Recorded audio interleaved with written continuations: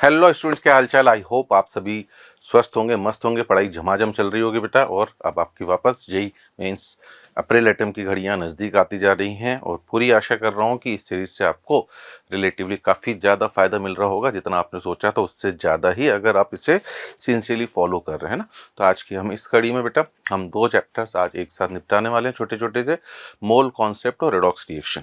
हम केवल उन क्रिस्पी बातों की बात करेंगे बेटा जिनसे क्वेश्चंस आने के पूरे पूरे चांसेस होते हैं और जिनमें बेसिक सिंपल क्वेश्चन में हम गड़बड़ियां करते हैं, है ना। आइए तो आपके कीमती समय का सदुपयोग करते हुए हम सीधे चालू करते हैं कि मोल आखिर होता क्या है ना। तो मोल जो है बेटा बेसिकली किसी भी सब्सटेंस का वो अमाउंट होता है जो उतने ही नंबर ऑफ पार्टिकल्स कंटेन करता है ना, जितने की 12 ग्राम C12 आइसोटॉप में नंबर ऑफ एटम्स होते हैं। ये ओरिजिनल डेफिनेशन है, ये सब अब हमसे कोई पूछने वाला नहीं है, ठीक है ना। ठीक है जी। बट हाँ, हमें ये जरूर पता होना चाहिए कि एक मोल का मतलब हमारे पास कितना एवोगेड्रो नंबर ऑफ पार्टिकल्स होता है। तो जब भी आप 1 मोल बोलते हो तो 1 मोल का मतलब होता है आपके पास 6.023 इंटू 10⁻23 पार्टिकल्स, है ना। और इसी नंबर को हम एवोगैड्रो नंबर, जिसे हम सिंपली Na से डिनोट करते हैं, और कैलकुलेशन को इजी बनाने के लिए हम इसे 6 इंटू 10⁻23 भी लिख सकते हैं। और ये मेंशन होता है नॉर्मली जो आपका है ना नियरेस्ट इंटीजर वाले क्वेश्चन होते हैं उसमें Na की वैल्यू दे देता है, क्योंकि 6.02 लेने से थोड़ा सा आंसर अलग आएगा, 6 लेने से थोड़ा सा आंसर अलग आएगा, 6.023 लेने से अलग आएगा। और सर आपने पार्टिकल्स क्यों लिखे बेटा? पार्टिकल्स मैंने इसलिए लिखे बेटा क्योंकि ये एटम्स भी हो सकते हैं, मॉलिक्यूल्स भी हो सकते हैं, है ना, आयंस हो सकते हैं, इलेक्ट्रॉन, प्रोटॉन, न्यूट्रॉन, जो आपके माइक्रोस्कोपिक पार्टिकल्स है बेटा, है ना, जिन्हें आप नेकेड आई से नहीं देख सकते हो। मोल की बातें हम रियल लाइफ में, है ना, केले हुआ, संतरे हुआ, पेन हुआ, पेंसिल हुआ, इनके ऊपर नहीं लगा सकते। ठीक है जी। तो माइक्रोस्कोपिक पार्टिकल्स क्योंकि वो बिल्कुल सूक्ष्म कण है, इतने सूक्ष्म कण हैं कि वो हमें नग्न आंखों से दिखाई भी नहीं दे रहे हैं भैया। उनका मास भी भैया काफ़ी कम होता है। एक इलेक्ट्रॉन का मास आप सभी को पता होगा बेटा 9.1 इंटू 10⁻³ kg होता है, ठीक है ना। इस तरह से उनके ऊपर ही लगेगा। और सीधे सीधे बस मैं आपको एक सिंपल सी कैलकुलेशन बता दे रहा हूँ बेटा, क्या कि 1 मोल में सर Na पार्टिकल्स हैं, हाँ जी। तो 2 मोल में सर 2Na, 3 मोल में सर 3Na। तो इसका मतलब सर अगर, है ना, अगर मुझे 4Na पार्टिकल्स दे देगा तो मोल्स 4 हो जाएंगे। बिल्कुल सही बेटा, जो आपके दिमाग में आया ये बात बिल्कुल सही है कि हम ये कन्वर्स स्टेटमेंट उल्टे सीधे कर सकते हैं, ठीक है ना। इसी को हम बेटा calculation of number of moles बोलते हैं। तो नंबर ऑफ मोल्स के जो पूरे फिजिकल केमिस्ट्री में सबसे ज़्यादा फॉर्मूले यूज होते हैं वो होता है given mass upon molar mass, पहला। दूसरा होता है बेटा given particles upon Avogadro number, जो अभी हमने बोला, क्योंकि अभी आपने बोला कि सर अगर 4Na पार्टिकल्स हैं तो n की वैल्यू 4Na है, उसको Na से डिवाइड करा तो मोल्स 4 होंगे ना। अब इन दोनों फार्मूलों का यूज़ क्या है बेटा कि ये सभी के ऊपर आप लगा सकते हो, सॉलिड हो, लिक्विड हो, गैस, सभी के ऊपर आप बेधड़क इस फॉर्मूले को लगा सकते हो, ठीक है ना। बट तीसरा फार्मूला होता है मोलरिटी इनटू वॉल्यूम। मैं पूरे फिजिकल केमिस्ट्री के रिस्पेक्ट में बात कर रहा हूँ बेटा, है ना। और वॉल्यूम होना चाहिए लीटर में। ये फार्मूला मेजरली हम लगाते हैं बेटा एक्वस सॉल्यूशन के लिए, ठीक है ना। और कंसंट्रेशन टर्म का मैंने काफ़ी हद तक आपको आइडिया लिक्विड सॉल्यूशन चैप्टर में भी दिया था, वापस मैं यहाँ पर भी दूंगा। और कुछ हम 7, 8, 10 क्वेश्चन उसके ऊपर भी जरूर करेंगे ताकि आपके कॉन्सेप्ट्स और क्लियर हो। और इसके अलावा बेटा अगर आइडियल गैस इक्वेशन आपने सुनी हो PV = nRT, तो वहाँ से भी PV/RT से आपके नंबर ऑफ मोल्स आते हैं। बट ये फॉर्मूला हमारा केवल और केवल आइडियल गैस के ऊपर लगेगा। तो मेजरली फिजिकल केमिस्ट्री में बेटा ये 4 फॉर्मूले यूज होते हैं नंबर ऑफ मोल्स को कैलकुलेट करने के लिए। और कोई साल जेई मेंस की हिस्ट्री का ऐसा नहीं गया है जिसमें इन फॉर्मूलों का यूज ना हुआ हो। स्पेशली सबसे ज़्यादा फर्स्ट फार्मूला और थर्ड फार्मूला बेटा, है ना, और फोर्थ भी, इसका थोड़ा कम यूज है। बट इन तीनों का तो बेधड़क, है ना, आपको यूज करवाता है सवालों में।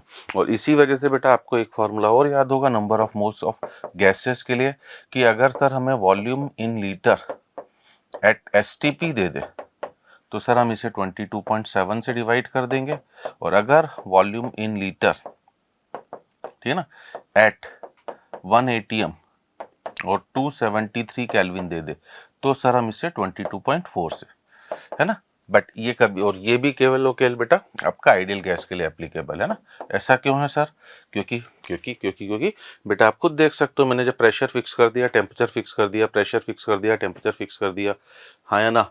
आर तो वैसे ही कांस्टेंट होता है, यूनिवर्सल गैस कांस्टेंट, है ना। तो आर टी की वैल्यू फिक्स हो गई, वो आर टी का प्रोडक्ट ही आपका 22.4, पी तो 1 ही है बेटा, पी तो 1 ही है, तो वो आर टी का प्रोडक्ट ही 22.7 या 22.4 होता है। सर एस टी पी में कई बच्चों को यहाँ पर भी दिक्कत होती है, सर एस टी पी में और इधर अंतर क्या है बेटा, एस टी पी में प्रेशर जो होता है वो 1 बार होता है ना, टेम्परेचर तो यहाँ पर भी 273 केल्विन होता है। तो इन 6 फॉर्मूलों का बेटा बेधड़क आपको यूज मोल कॉन्सेप्ट में करना पड़ सकता है। आप लोग करते भी होंगे बट स्टिल कुछ बच्चे मिस्टेक्स भी करते होंगे, तो इसीलिए हम क्रिस्पी वे में केवल वो चीज़ें समझाएंगे जो काम की। और एक बार और मोलर मास भी बेटा कई बच्चे निकालने में गड़बड़ घोटाला कर देते हैं। तो मोलर मास क्या होता है, किसी भी सब्सटेंस के 1 मोल के मास को उसका मोलर मास बोला जाता है। मोलर वॉल्यूम क्या होता है, किसी भी सब्सटेंस के 1 मोल के वॉल्यूम को उसका मोलर वॉल्यूम। जैसे ये स्टेटमेंट आप सभी को पता होगा, याद भी होगा कि molar volume of any gas at STP 22.7 होता है। वो इसीलिए ही हो रहा है बेटा, क्योंकि अगर मैंने यहाँ पर वॉल्यूम को 22.7 रखा और नीचे भी 22.7 है, तो आप देख लो 1 मोल आ गया, और 1 मोल आ गया इसका मतलब ही सर 1 मोल के वॉल्यूम को ही तो मोलर वॉल्यूम बोलते हैं, तो वो 22.7 ही तो आ रहा है। आई मेरी बात सभी को समझ में। तो कई बार होता है क्या बेटा कि बच्चे क्रॉस में आगे पीछे जाने में इन छोटे छोटे फॉर्मूलों को यूज करने में गड़बड़ कर देते हैं, वो नहीं होना चाहिए ना। जैसे ये formula number of moles is given mass upon molar mass, अब इसके लिए लिखा है बेटा, बट जरूरी नहीं कि हमेशा इस फॉर्मूले से मुझसे नंबर ऑफ मोल्स ही निकाले।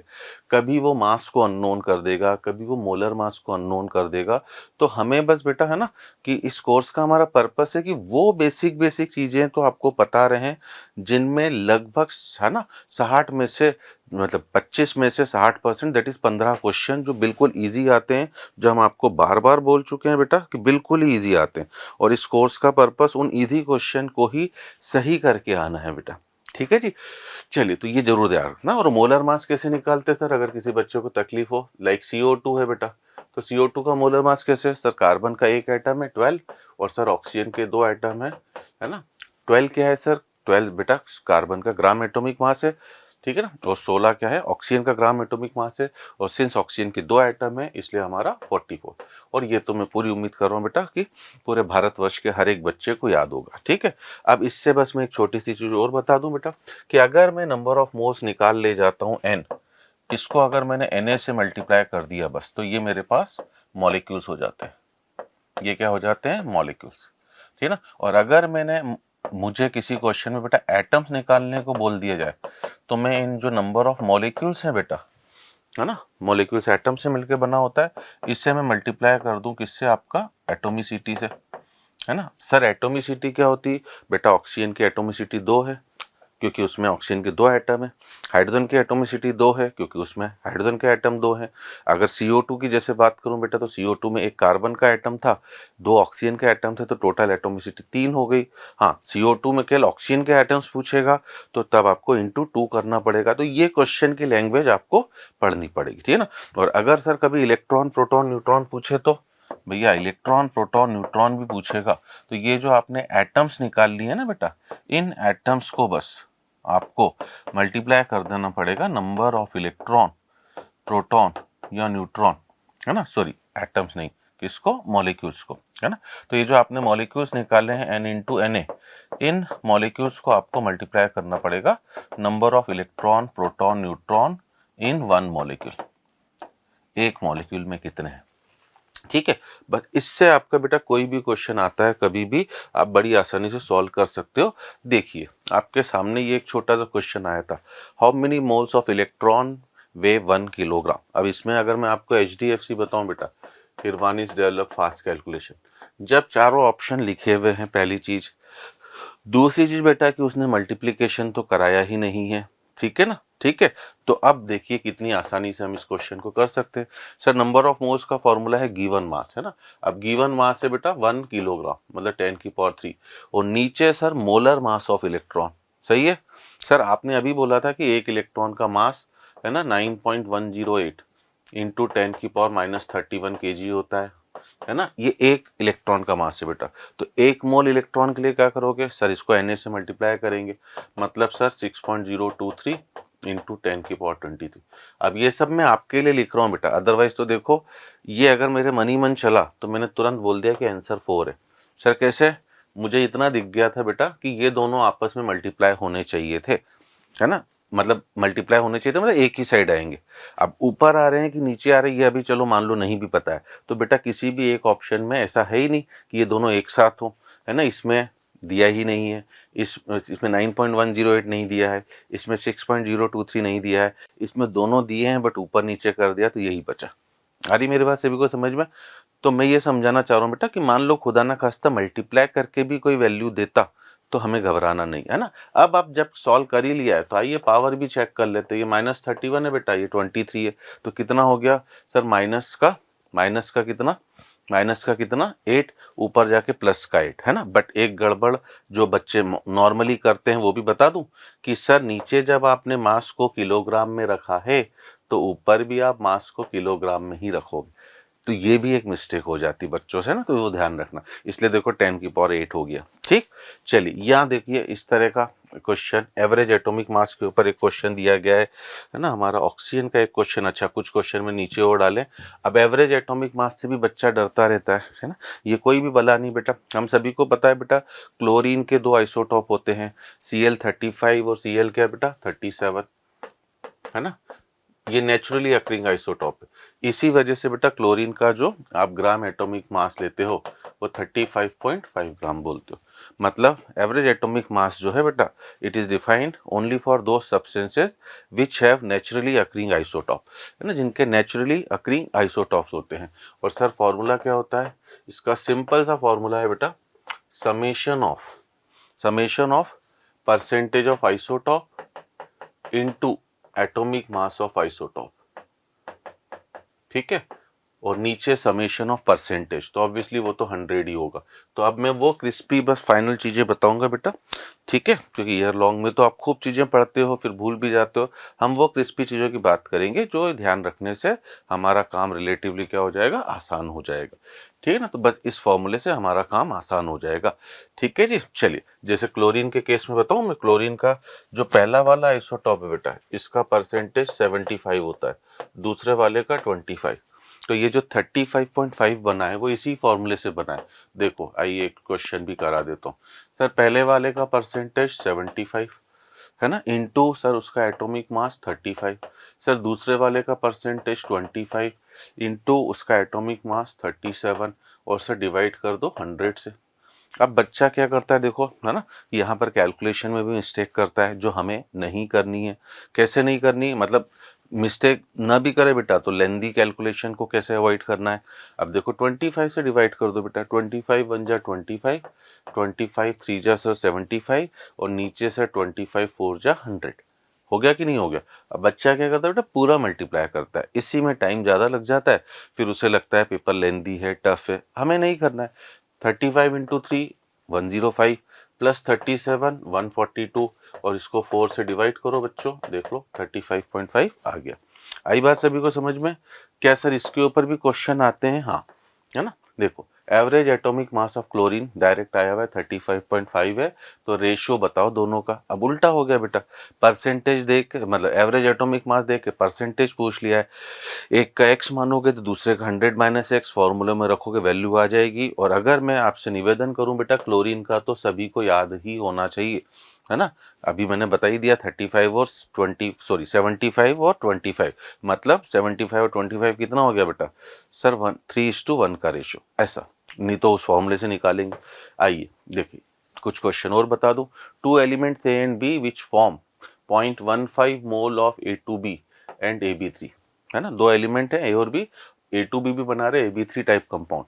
If both A2B and AB3 weigh equally, दोनों का वजन इक्वल है बेटा, है ना, then atomic weight of A is x times of atomic weight of B।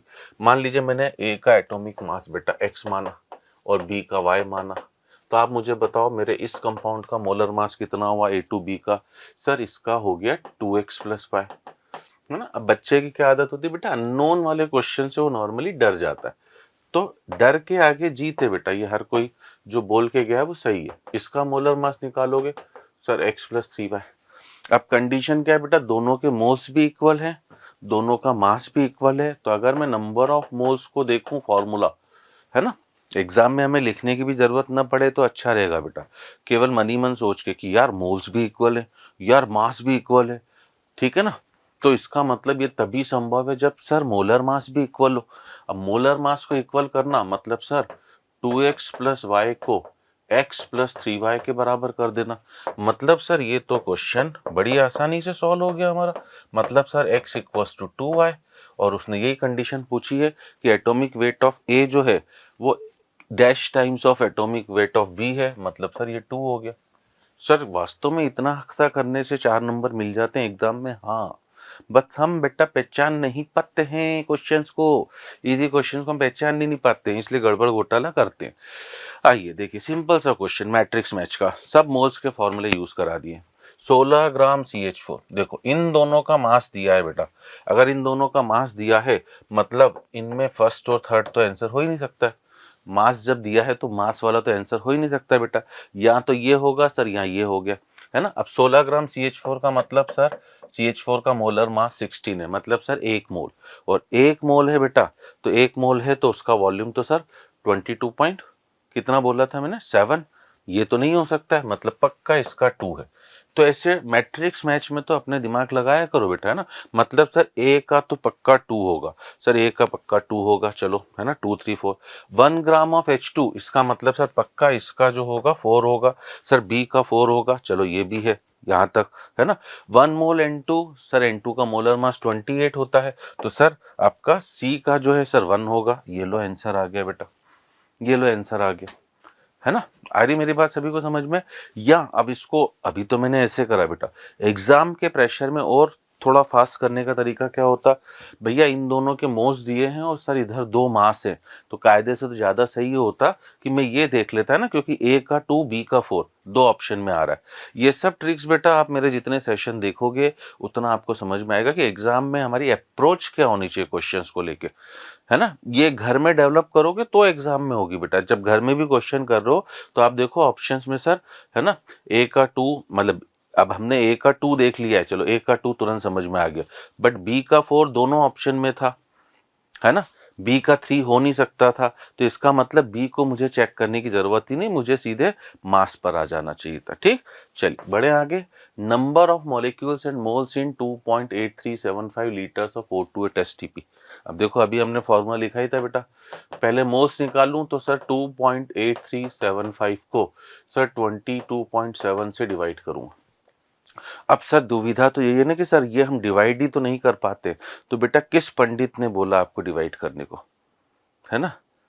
किसी ने नहीं बोला बेटा, दुनिया में किसी ने नहीं बोला कि जब ABCD ऑप्शन लिखे हुए हों, मुझे इतना दिख रहा है, मान लो ये मैं 2 भी ले लेता बेटा और नीचे 20 मान लेता, तो सर 2/20 मतलब 0.1, मतलब सर यहाँ तो ये आंसर होगा या ये आंसर होगा। सही है।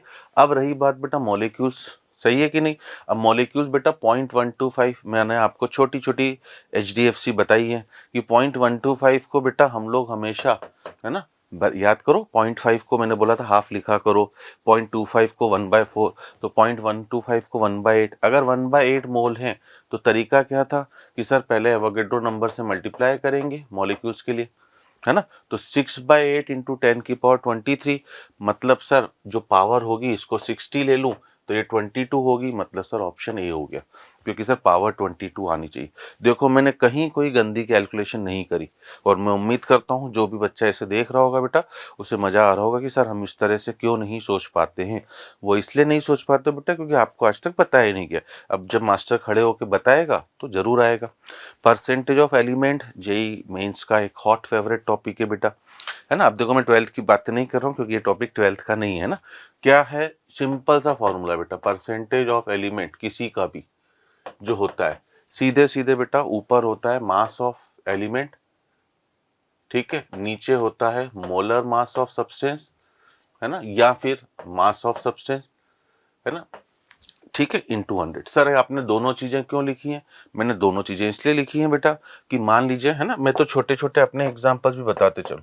अगर मैं आपसे बोल रहा हूं 20 gram of a substance have 5 gram of A, है ना, ये मानते हुए कि उसके अंदर ए है बेटा, है ना, चलो अपन नाम ही लिख देते हैं ना 20 ग्राम ऑफ AB, है ना, है 5 ग्राम ऑफ ए। अब मैं बोलूं परसेंटेज, तो भैया आपको सर सब्सटेंस का मास भी गिवन है 5, एलिमेंट का 5 और सब्सटेंस का भी गिवन है 20 इंटू 100, सर ये तो 25% आ गया, है ना। बट मान लीजिए अगर आपको ऐसा ना दे बेटा, बस आपसे बोल रहा है percentage of carbon in CH4, है ना। अब देखो बेटा, अब आपको गिवन नहीं है कुछ भी कि कार्बन का कितना मास है और सब्सटेंस का कितना मास है, तो ऐसे केस में बेटा पहली चीज तो कसम खा लेना बेटा, क्या कि दुनिया में कभी परसेंटेज किसी एलिमेंट का दिख जाए या क्वेश्चन में पूछा हो मेरे प्यारे बच्चों, इस फॉर्मूले के अलावा, है ना, मेरे दादा परदादों की कसम मुझे कोई फॉर्मूला नहीं आता है, और मेरे दादा परदादों की कसम कि, है ना, आज तक जो क्वेश्चन आया बेटा मेरा इसी फॉर्मूले से सॉल्व होता है। इवन बेटा जेईई एडवांस में भी छोटे छोटे क्वेश्चन आ चुके हैं इसके ऊपर,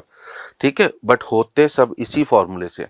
बट अभी तो चलो अपन एडवांस की बातें नहीं कर रहे हैं, अपन मेंस पे ज्यादा फोकस कर रहे हैं, पहले पहला किला फतेह करें, ठीक है ना।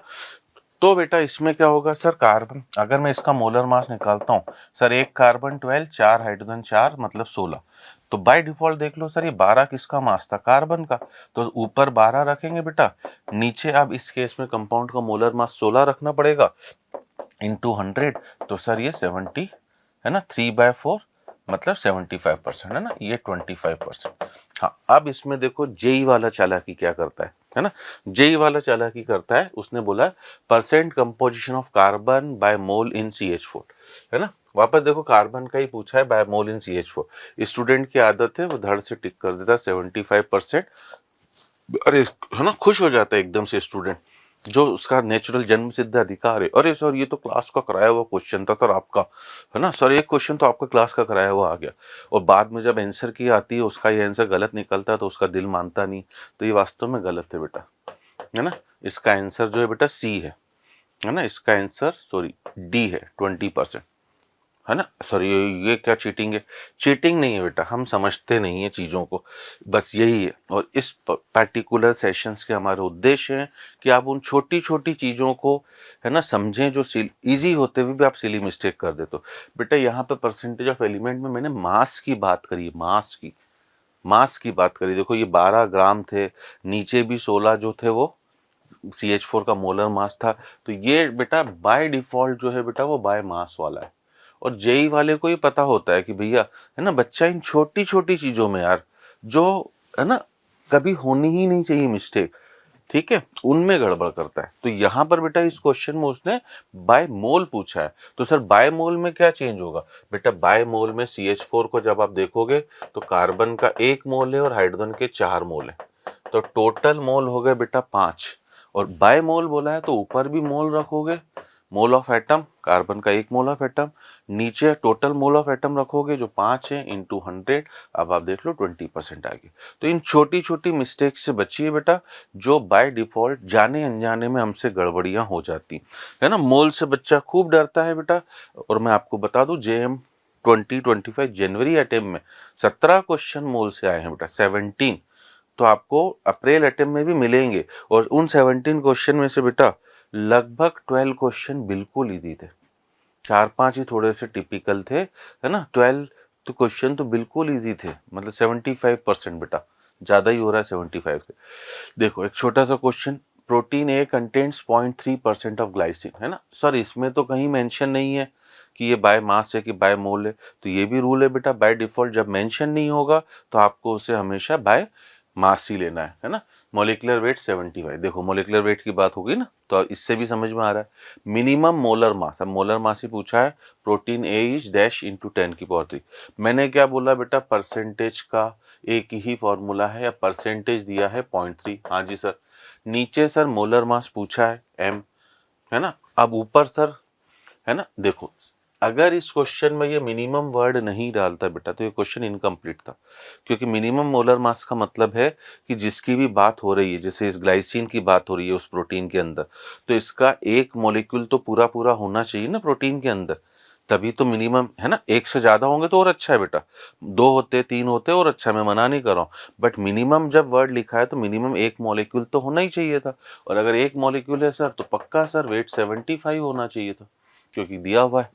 तो बस आप देख लो बेटा 10⁻3 तो लिखा ही हुआ है, ये m उधर जाएगा 0.3 इधर, ये 0 हटा सर, ये तो 250, है ना। सर ये आपके कराने की वजह से इजी क्वेश्चन लग रहे हैं कि वास्तव में ऐसे आते हैं, एग्जाम में आते हैं बेटा, हमारी नजरें बस उन्हें, है ना, पहचान नहीं पाती। इसलिए अब बेटा इन सेशंस को देखने के बाद अपने दिमाग में एक छोटा सा गाना याद रखना, किसी नजर को तेरा इंतजार आज भी है।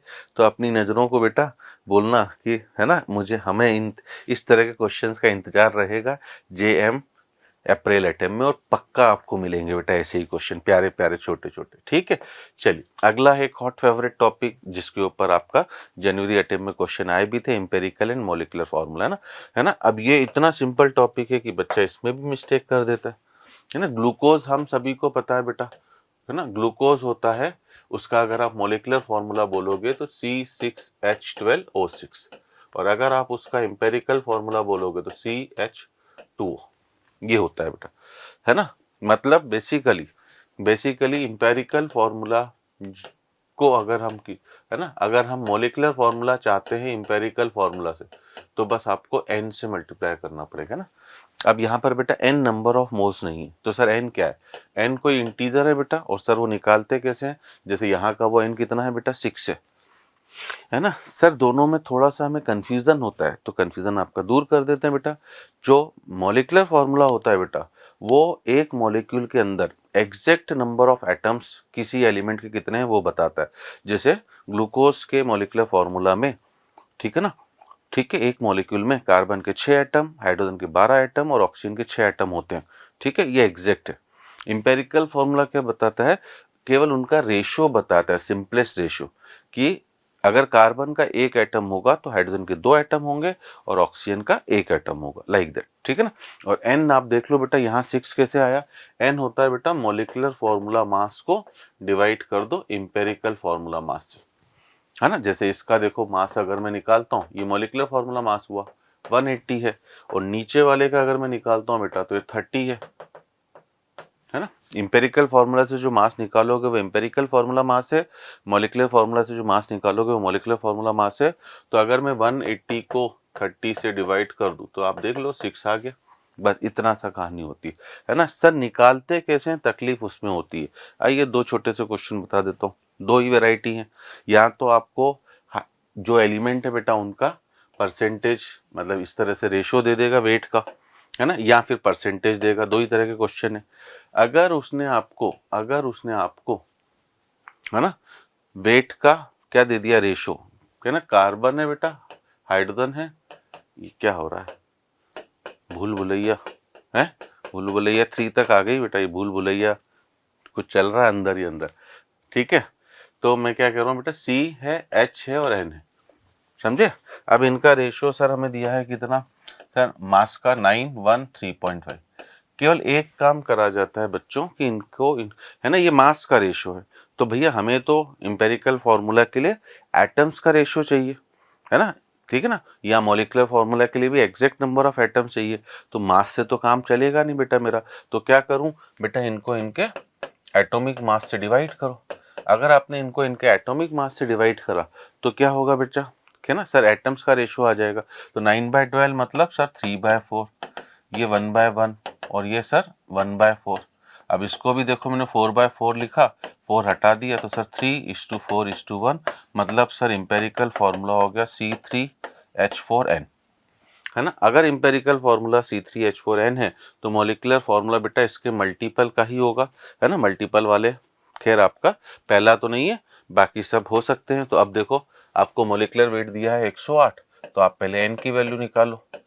सर ऊपर 108 रखेंगे और नीचे सर इस कंपाउंड का मास 36 + 4 40 और 40 + 14 54, तो 108/54 मतलब 2, मतलब सर इसमें मुझे 2 से मल्टीप्लाई करना है, मतलब सर मेरा आंसर हो गया C, है ना।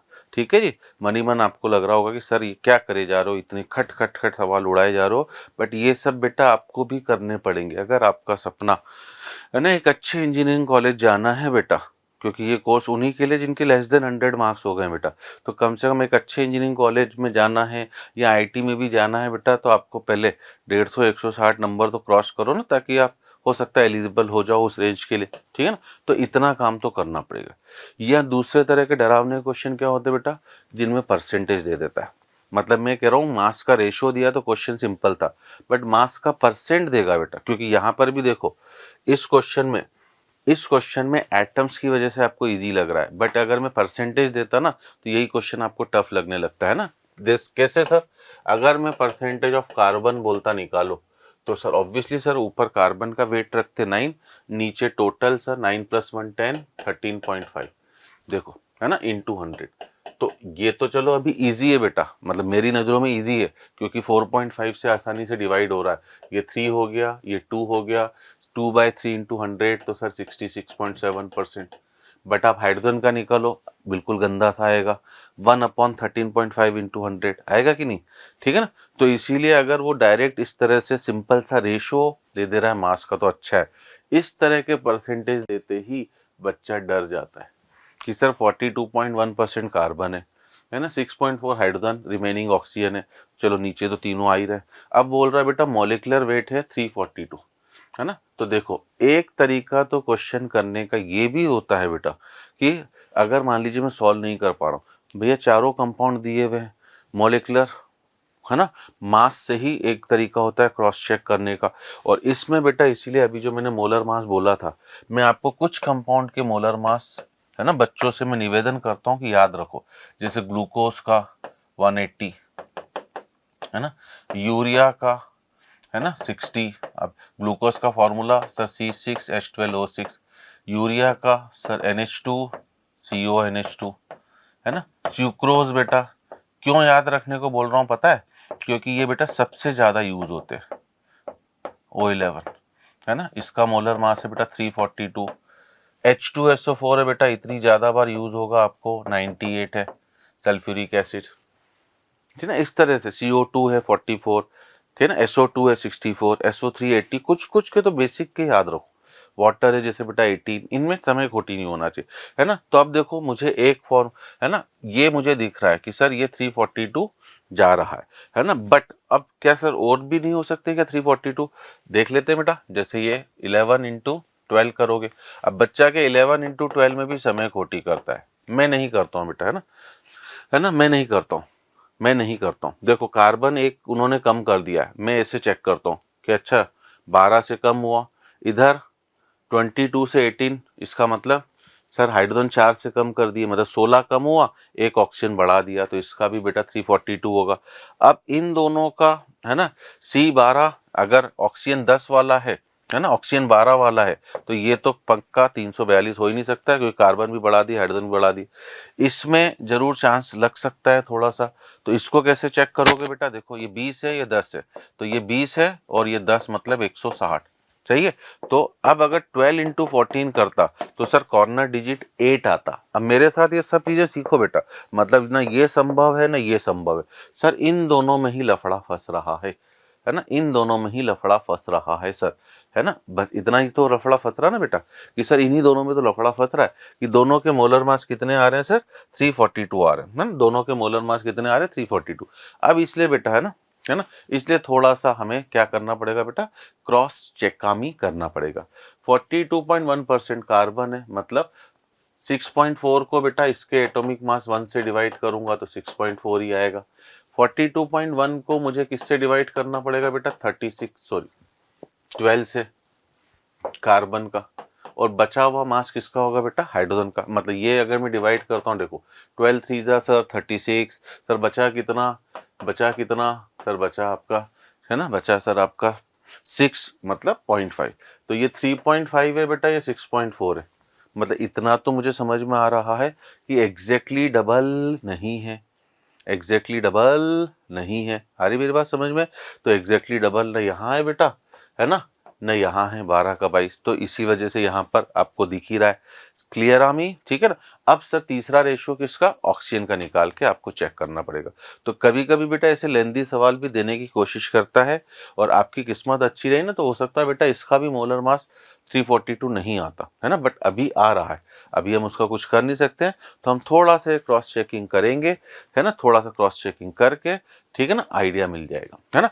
अब इससे हमें आइडिया मिल जाएगा। जैसे अगला आइडिया क्या मिल सकता है, देखो सर कार्बन ज्यादा होगा कि हाइड्रोजन ज्यादा होगा, तो अगर बेटा 42 पॉइंट ये है, 6.4 ये है, तो 48.5 हो गया।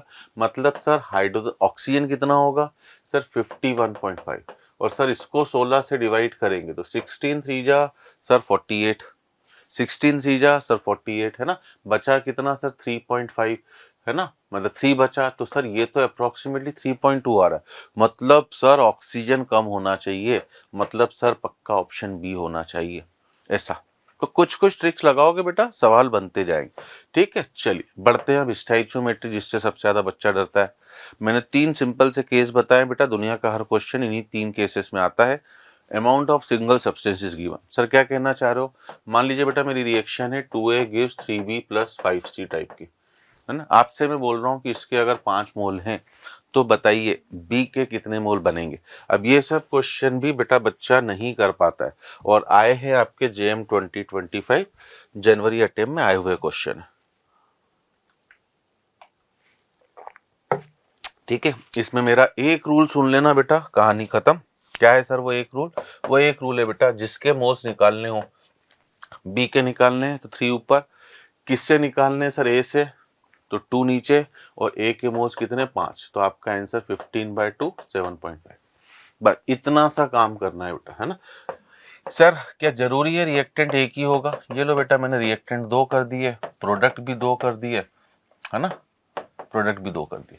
अब मैं आपसे बोल रहा हूं कि सपोज करो आपके पास, है ना, अगर बी के 10 मोल हैं तो बताइए सी के कितने मोल बनेंगे। तो मुझे इससे मतलब नहीं बेटा रिएक्टेंट 1 है, 2 है, 3 है कि 4। मेरी कंडीशन है अमाउंट किसी एक का गिवन हो, है ना। तो आपको बेटा अब बी से सी के निकालने, सर आपने सिंपल सा रूल बोल दिया, इतना मजा आ गया। 6/4 इंटू 10 मतलब सर हमारा 60/4 मतलब 15, खत्म। क्या सर ये जरूरी है कि हमेशा रिएक्टेंट के ही दे? मैंने ऐसा कुछ भी नहीं बोला बेटा, हो सकता है आपको कभी प्रोडक्ट के दे दे, है ना। मान लीजिए मेरी रिएक्शन है A + 2B गिव्स 5C, हमसे बोले कि भैया अगर हम मुझे C के 25 मोल बनाने हैं तो मुझे बताइए कि A के कितने मोल लेने पड़ेंगे। तो वही तरीका बेटा, A का कोफिशिएंट 1, C का 5 इंटू 25 मतलब 5, खत्म। तो इस तरह के क्वेश्चन बेटा ऐसे 10-10 सेकंड में कर सकते हो आप, है ना। सर एग्जाम में ऐसे दोनों आते ABCD में, आने को आ सकते हैं बेटा। चलो मान लो नहीं भी आए तो ज्यादा से ज्यादा ये रिएक्शन लिख के देगा ना, 1 gram of carbonate on treatment with excess HCl, है ना, प्रोड्यूसेस इतने मोल ऑफ CO2, बताओ मोलर मास। अब ऐसे क्वेश्चन को बेटा अगर आपने नाम सुना हो तो POAC से भी कर सकते हो, प्रिंसिपल ऑफ एटम कंजर्वेशन। इसमें उससे क्या फायदा होता है सर? उसका फायदा होता है बेटा कि उसमें आपको रिएक्शन नहीं लिखनी पड़ेगी, है ना। आपने बस बोला M2CO3, इससे मैंने गर्म करा और गर्म करके ये किस में बदल गया? CO2 में, मतलब गर्म नहीं करा सॉरी, हमने इसकी रिएक्शन किसके साथ करा दी? HCl के साथ, है ना। तो अब रिएक्शन क्या हो रही बेटा? वैसे तो रिएक्शन भी देखो पता होना चाहिए, M2CO3 + 2HCl gives 2MCl + H2O + CO2, 8वीं क्लास में सिखा दी गई है बेटा बच्चों को, है ना। अभी एग्जाम चल रही है बेटा मेरी बिटिया की 8th में, तो उसमें देखा मैंने, दिया बता दिया गया हल्का सा रफ आइडिया रिएक्शंस का। ठीक है जी, तो हम तो बेटा 12वीं या 13वीं में हैं, ठीक। तो यहाँ पर देखो, बट POAC क्या बोलता है बेटा? POAC बस इतना बोलता है कि जब M2CO3 में जो कार्बन है बेटा वो पूरा CO2 के फॉर्म में बाहर निकल रहा है ना, प्रिंसिपल ऑफ एटम कंजर्वेशन, तो आप रिएक्शन मत लिखो। तो सर कैसे करें? कुछ नहीं बेटा, है ना, कार्बन के सर इधर भी एक एटम इधर भी एक एटम, मतलब कार्बन दोनों तरफ बराबर है, तो जितने मोल्स इसके बेटा गिवन मास है 1 मोलर मास M, ये हो गए M2CO3 के मोल्स, इंटू 1 कर दूं तो ये हो गए कार्बन के मोल्स। इधर CO2 के बेटा मोल्स ही दिए गए हैं 0.01, और सर इंटू, सर वहां पर भी कार्बन 1 ही है, तो बस इससे आप देख लो बेटा M उधर जाएगा 0.01 नीचे, आपका आंसर हो गया 100, क्वेश्चन खत्म। खत्म बेटा इतने में, है ना। ठीक है, जैसे अगला, volume of hydrogen liberated at STP by treating 2.4 gram of magnesium with access of hydrochloric acid, है ना। अब इसमें बेटा POAC नहीं लगा सकते क्योंकि दिया हुआ है मैग्नीशियम के बारे में, है ना, दिया हुआ है मैग्नीशियम के बारे में, और पूछ रहा है किसका वॉल्यूम? बेटा हाइड्रोजन का, तो POAC नहीं लगा सकते। तो क्या करें? रिएक्शन लिख लो बेटा। आपको इलेक्ट्रोकेमिकल सीरीज में मैंने सीरीज याद कराई थी, याद है ना, रिएक्टिविटी सीरीज मैग्नीशियम हाइड्रोजन के ऊपर है बेटा, इसलिए वो डाइल्यूट एसिड के साथ रिएक्ट करके, है ना, अपना सॉल्ट बनाएगा, हाइड्रोजन गैस रिलीज करेगा। ये भी बेटा 8वीं में रिएक्शन समझा दी गई है। 2.4 ग्राम ऑफ मैग्नीशियम का मतलब सर 0.1 मोल, ठीक है ना। मतलब सर हाइड्रोजन के भी 0.1 मोल आया ना। तो उसने बोला है हाइड्रोजन का वॉल्यूम हमें, है ना, एसटीपी पर बताना है और मोलर वॉल्यूम 22.4 दिया है। तो 0.1 मोल का मतलब कितना सर, 0.1 मोल का मतलब इंटू 22.4 मतलब 2.24 लीटर, ठीक है ना, 2.24 लीटर। ये आपका आंसर हो गया बेटा। बट अब इन्होंने क्या कर दिया बेटा, उसे इंटू 10⁻⁵ में कर दिया है। आई मेरी बात सभी को समझ में। तो इंटू 10⁻⁵ मुझे लग रहा थोड़ा सा कुछ गड़बड़ है, जो भी हो वो पावर चेक कर लेना, क्योंकि आंसर 224 दिया है बेटा। 224 होने का मतलब यहाँ पर या तो फिर -2 होना चाहिए था, है ना, यह -2 होना चाहिए था, कुछ मिस्टेक हो जाती। चलिए सर, अगर ये सब काम तो आपने तब बताया जब एक का अमाउंट गिवन हो। हाँ बेटा। सर अगर दो का गिवन होता तो जैसे ही किसी में बेटा किसी भी रिएक्शन में, और JM 2025 में दोनों तरह के जनवरी अटेम्प्ट में क्वेश्चन आ चुके, पहले वाले भी दूसरे वाले, जैसे ही दो के दिख जाए अमाउंट, मतलब सर क्या कहना चाह रहे हो, 3A + 5B = 6C। मान लिया मैंने इसके आपको दिए बेटा 12 मोल और इसके दिए 15 मोल। अब मैं बोल रहा हूँ कि बताओ सी के कितने मोल्स बनेंगे। तो जैसे ही दो के मोल्स आ जाएं तुरंत आपके दिमाग में घंटी बजनी चाहिए बेटा कि सर यहाँ पर मुझे लिमिटिंग रिएजेंट निकालना पड़ेगा, है ना। तुरंत बेटा, कोई बोलने नहीं आएगा। और लिमिटिंग रिएजेंट निकालने में, है ना, ठीक है ना, मतलब तोल मोल के बोल, एक सीरियल आता था जब मैं छोटा था बेटा ना, है ना। तो यहाँ पर हम तोल मोल के बोल की जगह बोलेंगे मोल तोल के बोल, आगे पीछे कर दिया, है ना। मोल आपको तोलना पड़ेंगे, है ना। सर क्या कहना चाह रहे हो, आपको कुछ नहीं करना बेटा, है ना। आपको ए के मोल्स 12 हैं, उसका स्टोइचियोमेट्रिक कोएफिशिएंट 3 है। बैलेंस रिएक्शन से होता है ये सब। कभी कभी मोल कॉन्सेप्ट में ये चालाकी कर देता है कि आपको बैलेंस रिएक्शन नहीं दे रहा है, तो 12 को 3 से डिवाइड करा 4, 15 को, है ना, मतलब केवल एक ही रूल है बेटा, सब्सटेंस के गिवन मोल्स को अगर बैलेंस रिएक्शन गिवन है तो उसके स्टोइचियोमेट्रिक कोएफिशिएंट से डिवाइड करो, है ना। ठीक है, डिवाइड करा, ठीक है। अब ये 4 आ रहा है, 3 आ रहा है बेटा। जिसके लिए ये रेशियो छोटा आता है वो है LR, वो है लिमिटिंग रीजन। और लिमिटिंग रीजन का मतलब होता है बेटा जो खत्म हो जाए। तो अब C के कितने मोल्स बनेंगे ये डिसाइड करना B के हाथ में है, B डिसाइड करेगा। मतलब अब ये प्रॉब्लम सिंगल रिएक्टेंट की तरह हो गई। आप A को भूल जाओ, तो आपको क्या करना है, बस 6/5 × 15, आपका आंसर हो जाएगा 18 मोल्स बनेंगे, खत्म। सर इतना सिंपल होता है कि इसी से हम डरते रहते हैं। हाँ बेटा, अभी मैं आपको बस वो क्रिस्पी कॉन्सेप्ट बता रहा हूँ कि भैया इतनी सिंपल चीज़ों से क्यों डर रहे हो।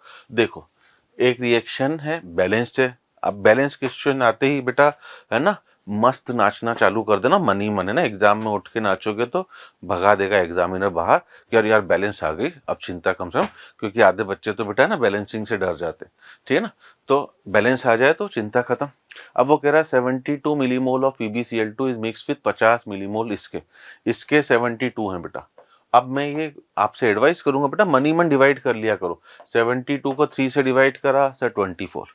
अच्छा, इतनी मैथमेटिक्स तो स्ट्रांग होनी चाहिए बेटा, क्योंकि इंजीनियरिंग कर रहे हो आप, है ना, कि इतना डिवाइड कर सके। सर 50 को किससे डिवाइड करेंगे, 2 से, तो 25 आएगा। मतलब सर LR ये है, मतलब सर LR ये है, मतलब यही डिसाइड करेगा। तो पूछा क्या है बेटा, अमाउंट ऑफ इसका और मिलीमोल में। तो कुछ नहीं बेटा, इसका कोफिशिएंट सर 1, उसका 3 × 72, मतलब आंसर ही 24 हो गया। पढ़ते ही क्वेश्चन सॉल्व हो गया बेटा, मैंने कुछ दिमाग नहीं लगाया, ठीक है। मान लीजिए अगला 5 मोल ऑफ, देखो इसमें अगर बैलेंस रिएक्शन सर न गिवन हो, इसलिए मैंने एक क्वेश्चन ऐसा भी डाला है। अगर बैलेंस रिएक्शन न गिवन हो बेटा, तो थोड़ा सा आपको दिमाग लगा के रिएक्शन को बैलेंस करना पड़ेगा, है ना। देखो उसने बोला है BaCl2 Na3PO4, और वैसे भी बेटा ये जनरल रूल है, जब भी दो सॉल्ट रिएक्ट करते हैं ना, केवल आयन का एक्सचेंज होता है। तो आयन एक्सचेंज मतलब, है ना, बेरियम अब फॉस्फेट के साथ जुड़ेगा। मैंने आपको इलेक्ट्रोकेमिस्ट्री में, है ना, आयनिक में, लिक्विड सॉल्यूशन में आयन से कंपाउंड बनाना सिखाया था, वो यही रूल है ना। बेरियम का चार्ज बेटा +2 होता है, तो इधर 2 चले गया, फॉस्फेट का 3। वैसे तो देखो फॉर्मूला लिखा हुआ है। अब बेरियम 3 है बेटा, फॉस्फेट 2 है, तो ये देख लो 3 और 2 करना पड़ेगा। इसका मतलब सर 6 सोडियम 6 क्लोराइड, मतलब 6 NaCl, ये हो गई। अब क्वेश्चन में कुछ नहीं बचा बेटा, इसके हैं 5 मोल और इसके हैं 2 मोल, है ना। मनी मन डिवाइड करेंगे सर, 5 को 3 से डिवाइड करा सर 1 से ज्यादा कोई नंबर आएगी, है ना। डिवाइड करने का मतलब ये नहीं बेटा कि पूरा डिवाइड करना, केवल मनी मन सोच लेना है, ठीक है जी। 2 को 2 से डिवाइड करा सर 1 आया, जिसके लिए छोटा होता है बेटा वही LR है, तो ये LR है बेटा। तो इसके लिए सर 1/2 इंटू 2 मतलब सर आंसर हो गया 1, है ना। या कभी कभी बेटा थोड़ा सा और बड़ा करना होगा क्वेश्चन को, है ना। तो अब देखो, अब उसने रिएक्शन बैलेंस दी है बट बड़ा क्या करा है कि उसने आपको मास दे दिया है ना। तो अगर मास दिया होगा, है ना, तो आपको मोल्स निकालने पड़ेंगे। अब जैसे इसके मोल्स में निकालूं, है ना, इसके मोल्स में निकालूं तो क्या करूंगा, है ना, पहले वाले के। तो गिवन मास बेटा पहली चीज देखना बेटा केजी में है ना। केजी को हमने ग्राम में बदला क्योंकि यहाँ पर मुझे ग्राम में दिख रहा है 4640। अब इसका मोलर मास, अब हमारी क्या गंदी आदत बेटा, हम डर जाते हैं। इसी टाइप का सेम क्वेश्चन JM 2025 में आया है। डरना नहीं है बेटा कि सर इतना गंदा मास है, कुछ नहीं। उसने दिया है बेटा, सोच समझ के दिया है। अगर हिम्मत से आगे बढ़ोगे तो कैलकुलेशन इजी ही मिलेगी। देखो अगर मैं इसका मोलर मास निकालता हूँ, Fe 3 है बेटा, है ना, 56 का 3 सर 168, ठीक है। और सर 4 ऑक्सीजन है 64, तो सर ये तो 3 नहीं, कितना 224 आ गया। कुछ गलत तो नहीं कर रहा हूँ, 8 4 जा 8 + 4 12, 332 आ गया। अब आप मुझे बताओ बेटा, कुछ गलत कर दिया फिर से ना, 232 सॉरी, है ना, 232। आप मुझे बताओ बेटा 232 का डबल कितना होता है सर 464। ये देख लो बेटा 20 मोल है ना। अब CO का मोलर मास तो सबको पता होता है बेटा 28, तो इसका कितना दिया है सर 2.520, मतलब ग्राम में 2520, और ये सर 28 से डिवाइड करूंगा, है ना। आ रही कि नहीं आ रही। अब आपको ये दिख रहा है बेटा, क्या दिख रहा है सर, हमें क्यों नहीं दिखता, आप ही को दिखता है। 28 का 10 टाइम्स होता है बेटा 280। अभी मैं 0 को तो भूल जा रहा हूँ, सही है कि नहीं। तो पक्का सर ये उससे पहले ही जा रहा है, मतलब 9 टाइम्स की पॉसिबिलिटी है। और वैसे भी 8 9 जा 72 होता है बेटा, देखो कोने का डिजिट 9 आ रहा है। ऐसे करते हैं बेटा जल्दी काम, है ना। 2 आ गया, 8 9 जा 72, है ना। मैं 28 को 9 से मल्टीप्लाई करके देख रहा हूँ, अपना गैस मार रहा हूँ मैं। हाँ सर, है ना, 8 9 जा 72 सर, कॉर्नर डिजिट हो गया 2, बचा कितना 7। अब 28 का, है ना, 28 क्या बोल रहा हूँ, हाँ 9 से मल्टीप्लाई करो, 9 2 जा 18, और सर 7 बचा था, 18 + 7 25। सर ये तो मस्त हो गया सर, ये पूरा पूरा 90 जा रहा है ना, 90 हो गया। अब बेटा 20 को किससे डिवाइड करूंगा सर 1 से, और 90 को किससे डिवाइड करूंगा 4 से। बड़ा कौन आएगा, है ना, ये वाला, छोटा ये, मतलब ये लिमिटिंग दिए देंगे। अब पूछा क्या है बेटा, अमाउंट ऑफ आयरन, मतलब सर 3/1 इंटू 20, इसका कोफिशिएंट 3, उसका 1, मोल्स इन 20। बट अमाउंट पूछा है बेटा तो इंटू 56 करना ना भूलें। तो आप देखो कितना सिंपल है सर, 56 का डबल 112, और उसका 3 टाइम्स 336, एक 0 है, खत्म कहानी। ठीक है, चलिए एक अगली चीज बेटा, थर्ड केस आपका, है ना, जेई वाले का आजकल hot favourite combustion of hydrocarbon भी चल रहा है ना। उसके लिए बेटा मैं आपसे सीधे सीधे रिक्वेस्ट करूंगा कि JSC मेरी जरा हटके जो केमिस्ट्री है, जरा हटके जो कॉन्सेप्ट है, आप मेरी 2 रिएक्शंस को जरूर ध्यान रखें। सभी बच्चों से निवेदन कर रहा हूँ बेटा ना, ये रिएक्शन दोनों याद होनी चाहिए, है ना, क्योंकि ये आपको ऑर्गेनिक केमिस्ट्री में भी जरूरत पड़ती है। तो अगर मेरा हाइड्रोकार्बन CXH5 है बेटा, तो इसके 1 मोल को कंप्लीटली जलाने के लिए, ये पूरी रिएक्शन ही याद होनी चाहिए, इसके 1 मोल को कंप्लीटली बर्न करने के लिए आपको X + Y/4 मोल O2 की जरूरत होती है बेटा। बैलेंस इक्वेशन है, इससे आपको X मोल ऑफ CO2 मिलते हैं और Y/2 मोल H2O के मिलते हैं, है ना। ये पहली इक्वेशन, इसकी जरूरत बेटा हमें थर्मोकेमिस्ट्री में भी पड़ती है, कंबशन वाले टॉपिक में, है ना। ठीक है, अब बेटा अगर कभी हाइड्रोकार्बन की जगह मान लो ऐसा कंपाउंड दे दिया जिसमें ऑक्सीजन भी है, CXHYOZ, तब क्या होगा, तब कुछ नहीं बेटा, ऑलरेडी कुछ ऑक्सीजन यहाँ पर है तो यहाँ से माइनस हो जाएगा, है ना, क्योंकि ऑक्सीजन का कंबशन नहीं होता है बेटा, ऑक्सीजन तो केवल जलने में मदद करता है। ठीक है जी, मतलब प्रोडक्ट अभी भी वही XCO2 और Y/2 H2O होंगे, द ओनली डिफरेंस बस ऑक्सीजन के जो मोल्स लगे। अब कभी कभी तो बेटा ये चीजें डायरेक्ट आपसे पूछी जा सकती है कि अगर आपका हाइड्रोकार्बन CXHY है तो उसके 1 मोल को कम्प्लीटली बर्न, ये 1 मोल के रिस्पेक्ट में लिखी है मैंने रिएक्शन, है ना, उसके 1 मोल को कंप्लीट बर्न कराने के लिए कितने मोल ऑक्सीजन की जरूरत होगी, तो हमें डायरेक्ट याद होना चाहिए X + Y/4। कई महान आत्मा ऐसी होती है बेटा वो याद ही नहीं करती हैं, है ना, वो एग्जाम में डिराइव करती हैं, भूल जाती हैं, है ना। और अगर CXHYOZ होगा तो हम बोलेंगे इसके 1 मोल को कंप्लीट बंद कराने के लिए मुझे X+Y/4 - Z/2 ऑक्सीजन की जरूरत होगी, ठीक है ना। अब देखो, अगर मैं बहाने से बोल रहा हूँ कि C3H8 मेरे पास ये हाइड्रोकार्बन, इसका 1 मोल जलाना है तो कितना ऑक्सीजन लगेगा, तो कुछ नहीं है बेटा सर, X की वैल्यू 3 है ना। आपको खुद चेक करना है सर, X की वैल्यू 3 है और Y की वैल्यू 8 है सर, 8/4 2 मतलब 5, खत्म खत्म, बस इतना ही है बेटा, ठीक है ना। बट ये ध्यान रखना कि ये 1 मोल के लिए बेटा, कभी क्वेश्चन में बहाने से दे दे कि C3H8 के 5 मोल को जलाने के लिए कितना लगेगा, तो इंटू 5 करना ना भूले, है ना। 10 मोल को इंटू 10 करना ना भूले, क्योंकि हम 1 के लिए याद रख ले रहे बेटा, ये तो पता ही है बेटा, है ना। आप बाजार में मतलब ये तो मोल में ना, मोल को बस थोड़ा सा दिमाग में तोलना पड़ता है बेटा। आप मार्केट में गए बेटा, आपने पूछा प्याज कितने रुपए किलो, तो वो बताएगा 10 रुपए किलो मान लो। तो अगर आपको 2 किलो लेने होंगे तो बेटा 20 रुपए तो देने ही पड़ेंगे ना, इंटू 2 करना पड़ेगा। वो प्राइस तो 1 किलो की बताएगा ना, ऐसा तो ना करेगा कि भैया 2.5 किलो प्याज जो है वो है ना 50 रुपए के, अब आप कैलकुलेट ही करते जा रहे हो कि अच्छा 1 किलो कितने का होगा, आधा किलो कितने का होगा। वो 1 किलो की प्राइस बताएगा बेटा, 1 किलो की, कि 1 किलो 10 रुपए का। अब आपको आधा किलो चाहिए तो 5 रुपए दो, है ना, 1 किलो चाहिए 10 रुपए दो। तो ये मोल को रियल लाइफ से सोचो, कहानी खत्म, ठीक है। या इसी को C3H8 का 1 मोल देखकर मुझसे बोल रहा है कि भैया इससे CO2 के कितने मोल बनेंगे, तो भैया CO2 के कितने मोल बन रहे बेटा, X मोल, X की वैल्यू 3 है तो जवाब हो जाएगा 3, है ना। तो कंबशन ऑफ हाइड्रोकार्बन भी हॉट फेवरेट टॉपिक है, देख लीजिए ऐसे क्वेश्चन आते हैं जो एक दो क्वेश्चन में लाया हूँ। Number of moles of methane, ठीक है ना, required to produce 11 gram of CO2। अब अगर मैं इससे कंपेयर करूं बेटा, मीथेन होता है क्या, CH4, है ना। 11 ग्राम CO2 मतलब CO2 के मोल्स कितने हो गए सर, CO2 के मोल्स 11/44 मतलब 1/4, सही है सर। X की वैल्यू तो 1 है, X का कोफिशिएंट 1 है, X 1 है मतलब सर जितने मोल्स CO2 के उतने ही मोल्स CH4 के भी, मतलब 1/4। उसने क्या पूछा है, हाँ नंबर ऑफ मोल्स ही पूछा है, और 1/4 तो बेटा मुझे पता ही है, सबको आता है 0.25, खत्म, एक लाइन में हो गया।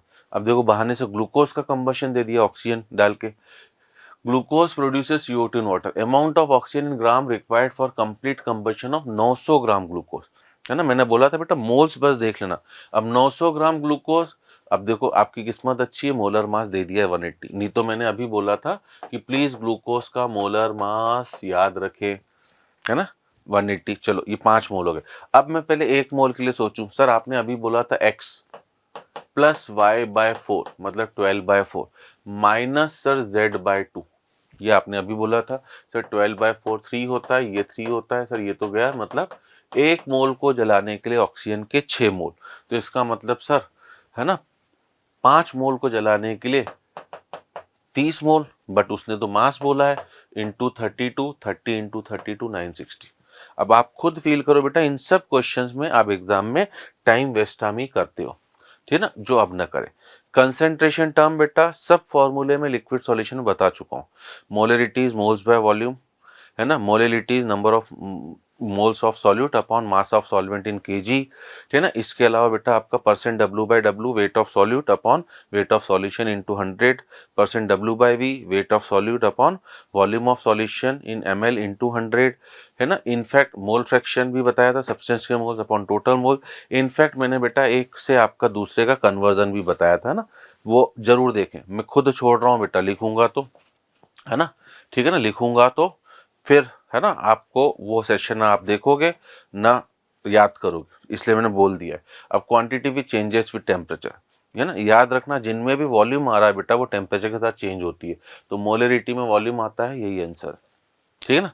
Mass percentage, molality, mole fraction किसी में वॉल्यूम नहीं आता है, क्योंकि ये रियल लाइफ का प्रिंसिपल है बेटा, वॉल्यूम चेंजेस विद टेम्परेचर। अब देखो ये number of units which are used to express concentration of solution from the following, ऐसे ऐसे क्वेश्चन आते हैं इंटीजर टाइप में। मास परसेंट सही है, मोल नहीं है बेटा, है ना, मोल नहीं है, मोल फ्रैक्शन हाँ, मोलरिटी हाँ, ppm हाँ, मोलिलिटी हाँ, आंसर हो गया 5, ठीक है। चलो, molarity of an aqueous solution containing इतने ग्राम ऑफ NaCl इन 500, ऐसे सिंपल सिंपल क्वेश्चन बच्चा छोड़ के आता है।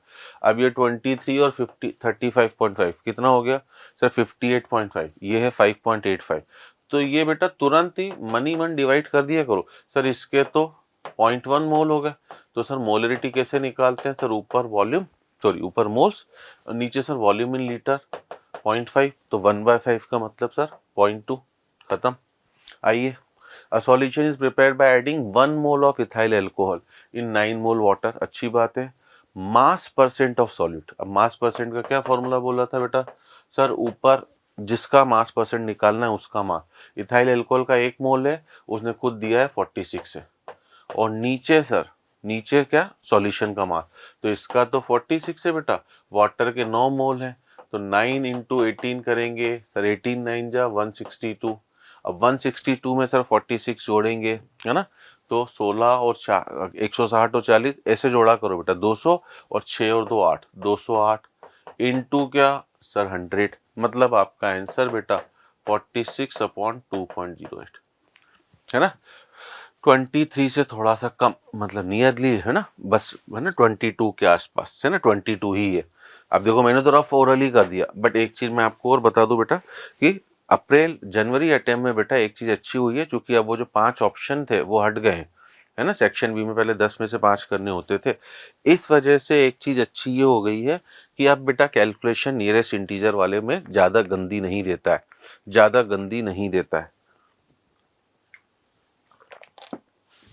ठीक है। तो आपकी किस्मत यहाँ पर भी साथ देगी, ठीक। चलिए, बड़ा मी आ गया। A solution is prepared by adding 2 gram X to 1 mole of water, mass percent. अब ऐसे देखो, अब X के 2 ग्राम बेटा, वाटर का 1 मोल मतलब 18, 18 और 2 कितना सर 20, है ना। देखो किस्मत अच्छी हुई तो ऐसा सिंपल सा क्वेश्चन आएगा 10%, ठीक है। चलिए अब देखो क्या है बेटा, if a substance A dissolved in solution of a mixture of B and C with their respective moles Na, Nb, Nc, mole fraction of C बताओ। जिसका मोल फ्रैक्शन बताना है बेटा, ऊपर उसके मोल्स नीचे टोटल मोल, ऐसे ऐसे जेई मेंस में क्वेश्चन आते हैं और हम इन क्वेश्चंस को छोड़ के आते हैं बेटा, है ना। 8 ग्राम NaOH डिसॉल्व हुआ 18 ग्राम वाटर में, मोल फ्रैक्शन ऑफ NaOH, है ना। अब मोल फ्रैक्शन कैसे निकालेंगे बेटा, 8 को 40 से डिवाइड करा तो सर 0.2 मोल्स, है ना। इधर 18 ग्राम पानी तो 18/18 1 मोल, तो मोल फ्रैक्शन सर ऊपर 0.2 नीचे सर 1.2, 2/12 मतलब 1/6 और 1/6 मतलब 0.167, मतलब 2 या 4 में से होगा। अब बेटा साथ में बोला है कि मोलिलिटी भी बताओ। अब मोलिलिटी के लिए सर ऊपर मोल्स हो गए 0.2, नीचे mass of water in KG, 18 को 1000 से डिवाइड करा सर 1000 तो ऊपर चले गया, मतलब 200/18 और 200/18 तो सर है ना 11 के आसपास ही तो होगा, खत्म कहानी, है ना। और कभी कभी बेटा मोलरिटी ऑफ मिक्सिंग भी होता है, जो मैं आपको आयनिक में भी पढ़ा चुका हूँ। मोलरिटी ऑफ मिक्सिंग होती है और इस साल जेई मेंस 2025 जनवरी अटेम्प्ट में आया भी, summation of MI/VI upon summation of VI, है ना। देखो molarity of A solution obtained by mixing 750 ml 0.5 molar, 0.5 को 1/2 लिया करो, बार बार बोल रहा हूँ, तो 1/2 लोगे तो ये 3 M1V1 का प्रोडक्ट है 375, 250 ml 2 मोलर, तो 250 इंटू 2 सर 500, नीचे टोटल वॉल्यूम सर 1000, है ना। अब बस ऐड करना है 875, 1000 से डिवाइड करा बेटा 0.875, कहानी खत्म। आइए अब हम रेडॉक्स के कुछ कॉन्सेप्ट को समझाते चले। रेडॉक्स में बेटा सबसे पहले तो ऑक्सीडेशन नंबर, है ना, आई होप सभी को रूल्स पता होंगे। फ्री स्टेट में ऑक्सीडेशन नंबर 0 होती है बेटा, है ना। कंपाउंड के फॉर्म में फ्लोरीन की -1, है ना, ऑक्सीजन की -2, फ्लोरीन की -1, है ना, ऑक्सीजन की -2, बट ऑक्सीजन के केस में एक्सेप्शन होते हैं बेटा, परऑक्साइड, है ना, अगर परऑक्साइड है तो -1। अब कई बच्चों को परऑक्साइड पता ही नहीं होते बेटा, तो बता दूं, परऑक्साइड केवल और केवल बेटा नेहा और है ना बिपाशा बनाते हैं, है ना। सर ये क्या मीनिंग हो गया, है ना, Neha Bipasha, sodium, hydrogen, barium और स्ट्रोंशियम, केवल 4 एलिमेंट है बेटा जो परऑक्साइड बनाते हैं। जेई वाला चालाक है बेटा, वो कभी बहाने से ना, चालाक क्या है ना, मतलब हमारे पास परऑक्साइड केवल 4 है, Na2O2, H2O2, BaO2 और SrO2, है ना। वो चालाक क्या है बेटा पता है, वो आपको CO2 लिख के दे देगा, SO2 लिख के दे देगा, NO2 लिख के दे देगा, समझे। KO2 लिख के दे देगा, MnO2 लिख के दे देगा, PbO2 लिख के दे देगा, बोलेगा बताओ इनमें से पेरोक्साइड कौन कौन है। तो भैया पता होना चाहिए पेरोक्साइड केवल 4 है, मतलब अभी जो मैंने ऊपर लिखे हैं बेटा इनमें कोई भी पेरोक्साइड नहीं है। ऊपर उल्टे सोडियम है ना, बाकी सब नॉर्मल ऑक्साइड है। उल्टे पोटेशियम जो है बेटा वो सुपर ऑक्साइड है, बाकी सब नॉर्मल ऑक्साइड है और पोटेशियम तो सुपर ऑक्साइड हो गया। अब सुपर ऑक्साइड क्या होता है ना, सुपर ऑक्साइड में ऑक्सीजन की ऑक्सीडेशन नंबर -1/2 होती है बेटा, और सुपर ऑक्साइड केवल और केवल आपके करिश्मा बनाते हैं। करिश्मा मतलब पोटेशियम, रूबिडियम और सीरियम, है ना। करिश्मा का मतलब है पोटेशियम, रूबिडियम और क्या आपका सीरियम। समझे मेरी बात, ये इस तरीके से पोटेशियम, रूबिडियम। अब इस बस ये 2 एक्सेप्शन है बेटा। और हाँ, अगर फ्लोरीन के साथ ऑक्सीजन आ गया तो पॉजिटिव ऑक्सीडेशन नंबर शो करता है। 2 वेल नोन एग्जाम्पल है OF2, O2F2, यहाँ +2, यहाँ +1, ये ना। तो ये ऑक्सीजन के एक्सेप्शन जरूर याद रखना बेटा। हाइड्रोजन कहीं पर भी आएगा बेटा +1 -1, ठीक है जी। इसके अलावा 3 रूल ये हैं। एल्कली मेटल्स की हमेशा +1 होती है, एल्कलीन अर्थ मेटल की हमेशा +2 होती है ना। मैक्सिमम का भी रूल पता होना चाहिए बेटा, किसी भी एलिमेंट की मैक्सिमम ऑक्सीडेशन नंबर उसके आउटरमोस्ट ऑर्बिट में जितने इलेक्ट्रॉन होते हैं ना। जैसे बोरॉन फैमिली की मैक्सिमम +3, कार्बन फैमिली की +4, नाइट्रोजन, और इस बार भर भर के क्वेश्चन आए हैं बेटा जनवरी अटेम्प्ट में, है ना। नाइट्रोजन फैमिली की +5, ऑक्सीजन फैमिली की +6 केवल ऑक्सीजन को छोड़कर, हेलोजन फैमिली की +7 केवल हेलोरिन को छोड़कर। और मैक्सिमम का रूल है तो मिनिमम भी बेटा, है ना। ये सब ब्लॉक केमिस्ट्री में चला जाता है फिर। और मिनिमम का क्या रूल है बेटा, जो मैक्सिमम है उसमें से -8 कर दो, है ना। मैक्सिमम है जो उसमें से -8 कर दो। और ये बोरॉन फैमिली के ऊपर नहीं लगेगा, कार्बन फैमिली से चालू होता है। तो कार्बन फैमिली के लिए मैक्सिमम +4 थी, -8 करा तो मिनिमम -4। नाइट्रोजन फैमिली के लिए -3 बोल रहा हूँ, ठीक है ना। ऑक्सीजन फैमिली के लिए -2, हेलोजन फैमिली के लिए -1, है ना। क्रोमियम की मैक्सिमम +6 होती है, मैंगनीज की मैक्सिमम +7। तो ये बेटा 7-8 रूल्स आपको याद होने चाहिए, और इससे बस सीधे क्वेश्चन आ जाते हैं। Element not showing variable oxidation number, halogens में केवल और केवल फ्लोरीन है बेटा। ऐसे क्वेश्चन आते हैं बेटा टिक करने वाले। Difference in oxidation state of chromium in chromate. अब ये ऑक्सीडेशन नंबर निकालते आना चाहिए बेटा, सबको आती होगी। जिनको नहीं आती है एक बार मैं सिखा दूं भले, है ना। मान लीजिए और ये आता है बेटा इतनी बार, क्रोमेट, डाइक्रोमेट, मैग्नेट, पर मैग्नेट में डी ब्लॉक में पढ़ा भी चुका हूँ, पता नहीं कितनी बार इनके ऊपर क्वेश्चन आए हैं, है ना। ठीक है, तो अगर जिनको नहीं आती एक बार सिखाऊं, क्रोमियम को X माना बेटा, क्रोमियम को X माना, ठीक है ना। सर 4 ऑक्सीजन है तो 4 × -2, ठीक है ना, क्योंकि एक्सेप्शन को छोड़कर ऑक्सीजन हमेशा -2। और सर नेट चार्ज है कंपाउंड के ऊपर -2, मतलब सर यहाँ से X की वैल्यू हो गई +6।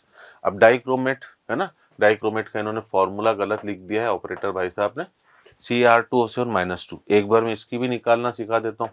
सर 2 क्रोमियम मतलब 2X, 7 ऑक्सीजन तो 7 × -2 = -2, ठीक है। 7 2 जा -14, उधर जाके प्लस का 14, मतलब 2X की वैल्यू +12 और X की वैल्यू +6। अब ये भी कई बच्चे नहीं कर पाते बेटा, तो प्लीज इतना तो करना आना ही चाहिए। दोनों तरफ +6 +6 है तो डिफरेंस इन ऑक्सीडेशन नंबर कितना हो गया बेटा, 0। ऐसे क्वेश्चन आते हैं ना। देखो एनसीईआरटी बुक का direct question, oxidation number of potassium K2O, K2O2, KO2, है ना। मेजरली तो बेटा पोटेशियम जो है वो सुपर ऑक्साइड बनाता है, बट उन्होंने बहाने से पोटेशियम का ऑक्साइड भी दे दिया है, पोटेशियम का परऑक्साइड, पोटेशियम का सुपर ऑक्साइड। बट बेटा हमें सोचने की जरूरत क्या है, एनसीईआरटी का एग्जांपल है, पोटेशियम बेटा हमेशा ही +1 शो करता है। बच्चे क्या करते हैं बेटा, ऐसे क्वेश्चन में भी निकालते हैं ऑक्सीडेशन नंबर, है ना। मत निकालो भैया, पता ही है। चलो ऑक्सीडेशन एंड रिडक्शन बेटा सबको पता है ना। ओरिजिनल पुरानी डेफिनेशन थी लॉस ऑफ ऑक्सीजन, मतलब एडिशन ऑफ ऑक्सीजन या रिमूवल ऑफ हाइड्रोजन को ऑक्सीडेशन बोलते थे, है ना। रिडक्शन को इसका उल्टा रिमूवल ऑफ ऑक्सीजन या एडिशन ऑफ हाइड्रोजन, बट ये पुरानी है बेटा, है ना। नई डेफिनेशन है ऑक्सीडेशन की, लॉस ऑफ इलेक्ट्रॉन, इलेक्ट्रोकेमिस्ट्री में मैंने खूब पढ़ा दिया ये सब चीजें ना। या फिर बेटा इंक्रीज इन ऑक्सीडेशन नंबर, जब भी ऑक्सीडेशन नंबर बढ़ती है हम बोलते हैं कि ऑक्सीडेशन हो रहा है ना। और रिडक्शन के लिए क्या बात करेंगे, रिडक्शन के लिए बेटा आपका गेन ऑफ इलेक्ट्रॉन या फिर डिक्रीज इन ऑक्सीडेशन नंबर, है ना। रिडक्शन के लिए हम बात करेंगे, है ना, गेन ऑफ इलेक्ट्रॉन। उल्टा होता है बेटा, दोनों प्रोसेस उल्टी है, ऑक्सीडेशन में जो रहा उसका उल्टा, ठीक है ना। मतलब अगर किसी भी एलिमेंट की ऑक्सीडेशन नंबर बढ़ रही है बेटा, जैसे मैं आपसे बोल रहा हूँ कार्बन है बेटा, CO2 में बदल रहा है, तो भैया कार्बन यहाँ पर 0 में था। अब हम लॉस और गेन ऑफ इलेक्ट्रॉन की बातें नहीं करेंगे बेटा, क्यों करें। आप तो ऑक्सीडेशन नंबर निकालने में अपना परफेक्शन रखो, और अगर आप उसमें परफेक्शन रख लेते हो तो बस उसी से सोचो, कार्बन 0 में था, CO2 में किस में चले गया, +4, तो 0 से +4 मतलब ऑक्सीडेशन नंबर बढ़ गई बेटा, हम बोलेंगे ऑक्सीडेशन। हाँ, उल्टा बोल दे कि CO2 C में जा रहा है ना, अगर बोलता है CO2 C में जा रहा है तो हम बोलेंगे रिडक्शन हो रहा है, तब हम बोल देंगे क्या बेटा, रिडक्शन हो रहा है, ठीक है। चलिए, ऑक्सीडाइजिंग एजेंट और रिड्यूसिंग एजेंट। ऑक्सीडाइजिंग एजेंट मतलब जो दूसरों को ऑक्सीडाइज करे बेटा, है ना। कई बार बच्चा जल्दबाजी में मिस्टेक कर देता है, ऑक्सीडाइजिंग एजेंट मतलब जो खुद ऑक्सीडाइज हो रहा हो, नहीं, ऑक्सीडाइजिंग एजेंट जो दूसरों को ऑक्सीडाइज करे बेटा, है ना। और हमने इलेक्ट्रोकेमिस्ट्री में खूब बातें करी थी कि E0 की वैल्यू के बेसिस पर आप, है ना, वहां पर E0 दिया था, अगर जिसने भी इलेक्ट्रो भी नहीं देखा बेटा वो भी देख ले, वहां E0 देखकर पूछता है कौन अच्छा ऑक्सीडाइजिंग एजेंट, कौन अच्छा रिड्यूसिंग एजेंट। इस चैप्टर में बेटा, है ना, जैसा देश वैसा भेष, इस चैप्टर में E0 की देखो अभी तो कोई बात ही नहीं हुई है, ना होगी। तो इस चैप्टर में क्या होगा, थोड़ी सी चाय पिला दो तो ना। इस चैप्टर में क्या होगा बेटा, इस चैप्टर में ऑक्सीडेशन नंबर से ही बताया जाता है ना। जिसकी भी ऑक्सीडेशन नंबर कम हो रही है वो ऑक्सीडाइजिंग एजेंट है, क्योंकि ऑक्सीडाइजिंग एजेंट का मतलब सामने वाले को ऑक्सीडाइज करना, खुद रिड्यूस होना। तो जिसकी भी ऑक्सीडेशन नंबर कम हो रही है बेटा वो ऑक्सीडाइजिंग एजेंट है ना। आपको रिएक्शन दे के पूछेगा, अभी मैं करवा भी रहा हूँ क्वेश्चन। और रिड्यूसिंग एजेंट मतलब जो दूसरों को रिड्यूस करे, खुद ऑक्सीडाइज हो, जो दूसरों को रिड्यूस करे खुद ऑक्सीडाइज हो, मतलब जिसकी ऑक्सीडेशन नंबर बढ़े, ठीक है ना। आइए देखिए कैसे आते हैं क्वेश्चन, OA और RA को पहचानो।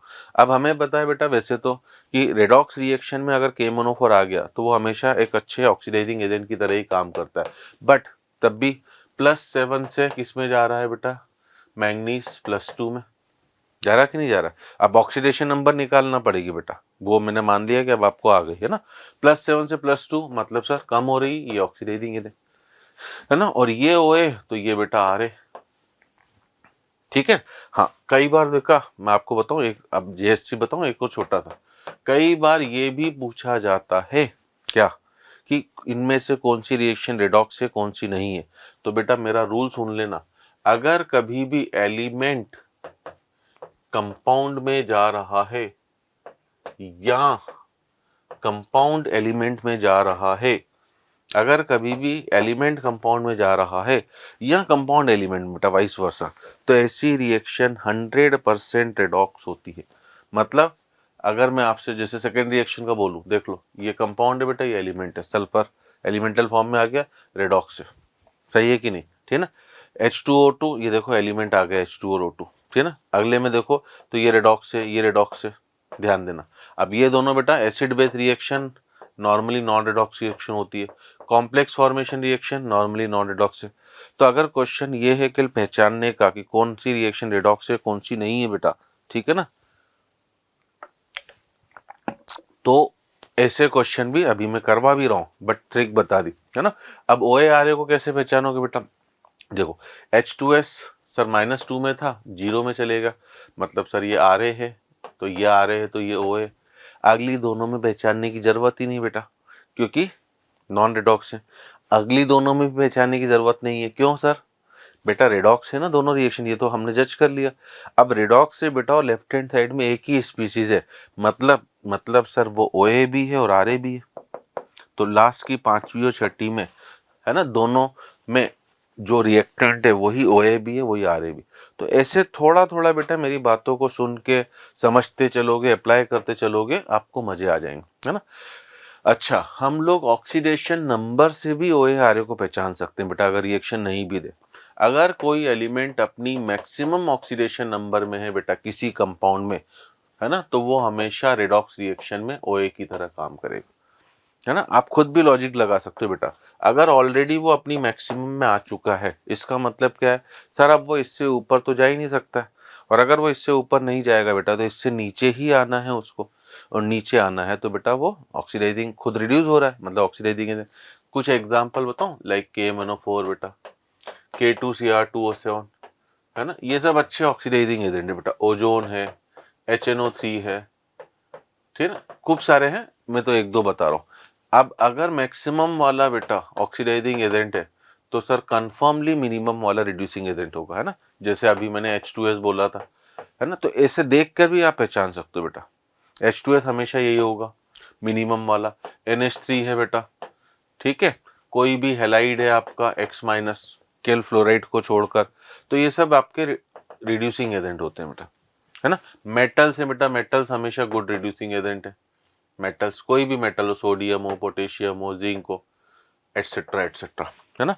और अगर बेटा वो बीच में आ गई उसकी ऑक्सीडेशन नंबर, है ना, बीच में भी आ सकती है इंटरमीडिएट ऑक्सीडेशन नंबर, तो इंटरमीडिएट में वो दोनों की तरह काम कर सकता है, दोनों की तरह। और ऐसे छोटे छोटे प्यारे प्यारे क्वेश्चन आते हैं जो बच्चा गड़बड़ करके आता है कि आपसे बोल देगा बेटा ना कि सल्फर के दो ऑक्साइड जो है SO2 और SO3, है ना, क्वेश्चन के फॉर्म में पूछता है।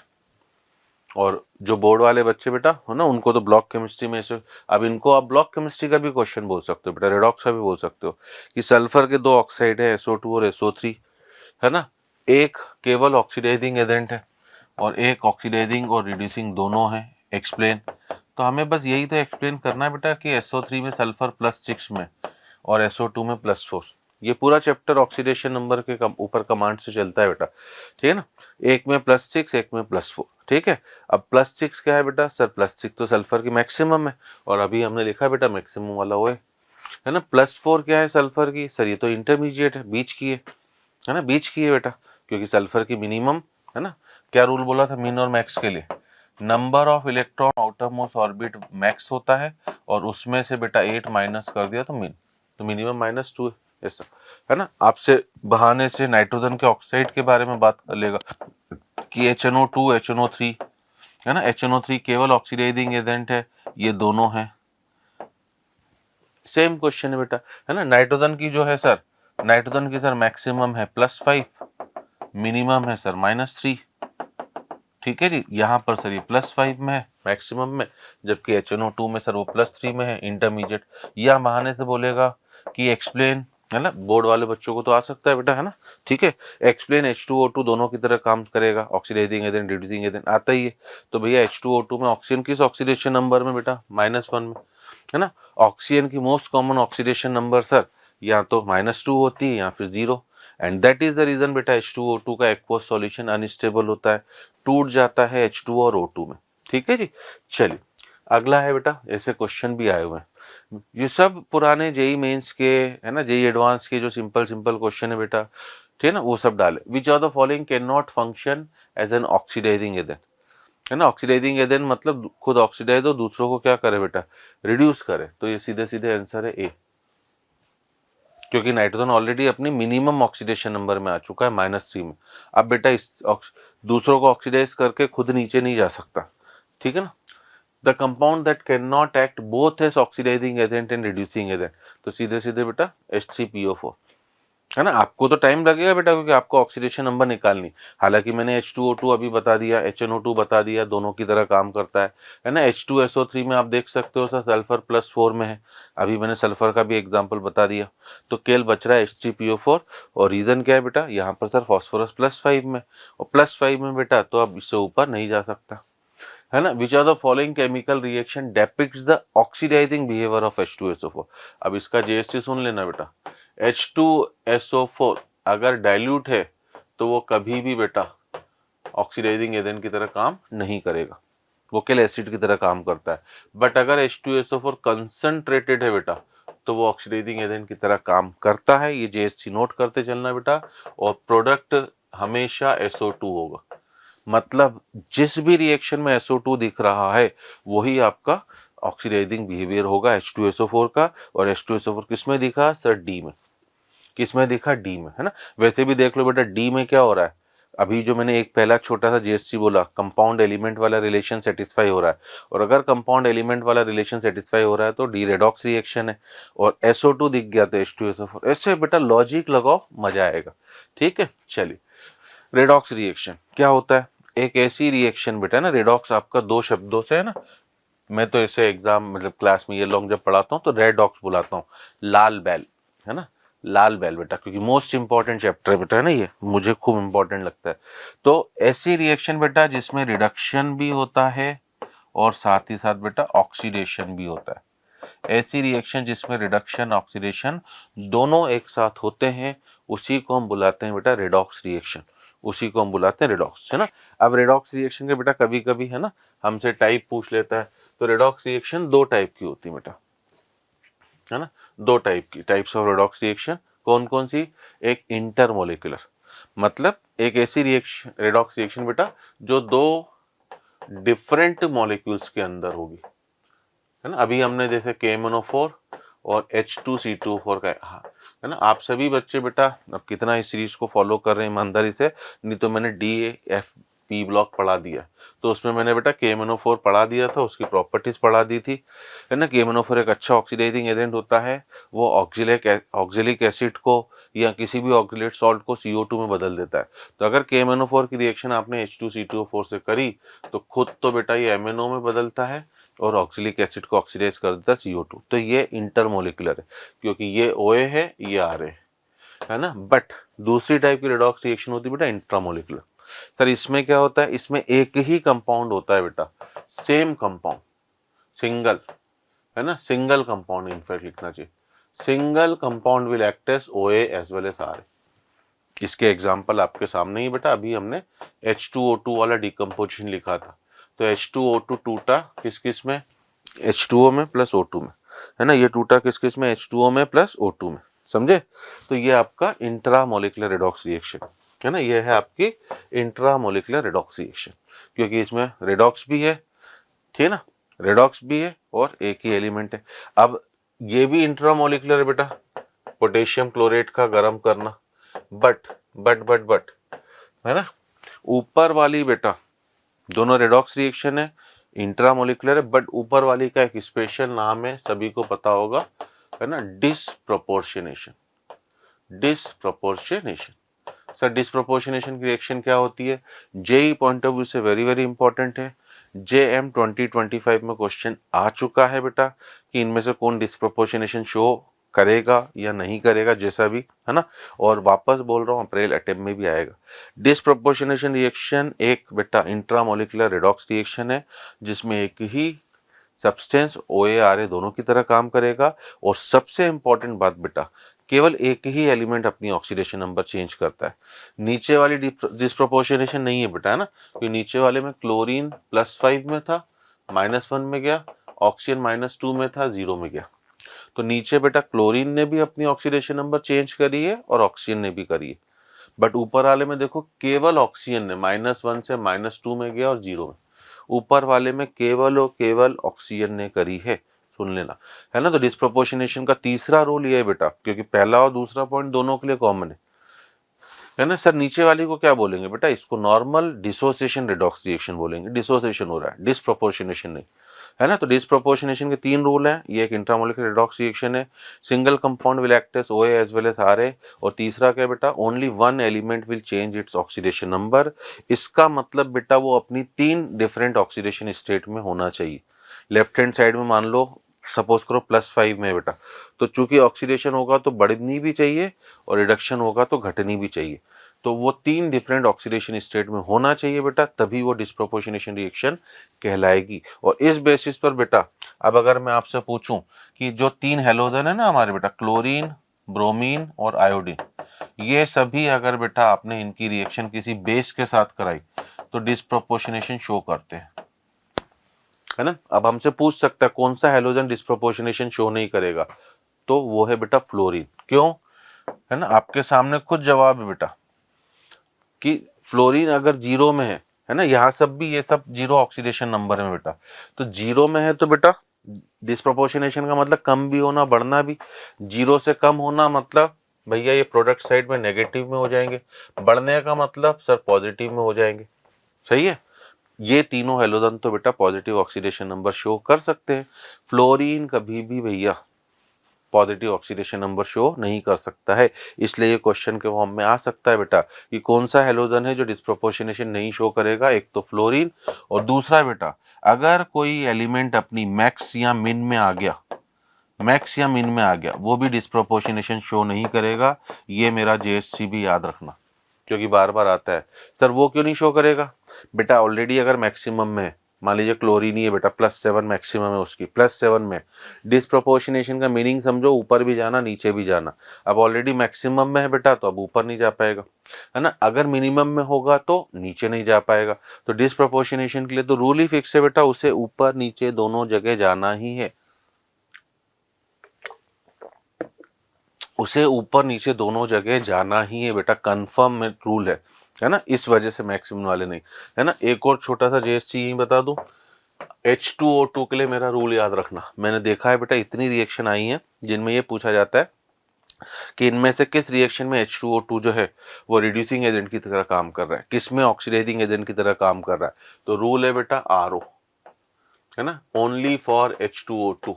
ध्यान देना, this rule is only for H2O2। Sir क्या है RO, है ना। RO बेटा रिवर्स ऑस्मोसिस नहीं है ना, जो आप घर में करवाते हो या लिक्विड सॉल्यूशन में।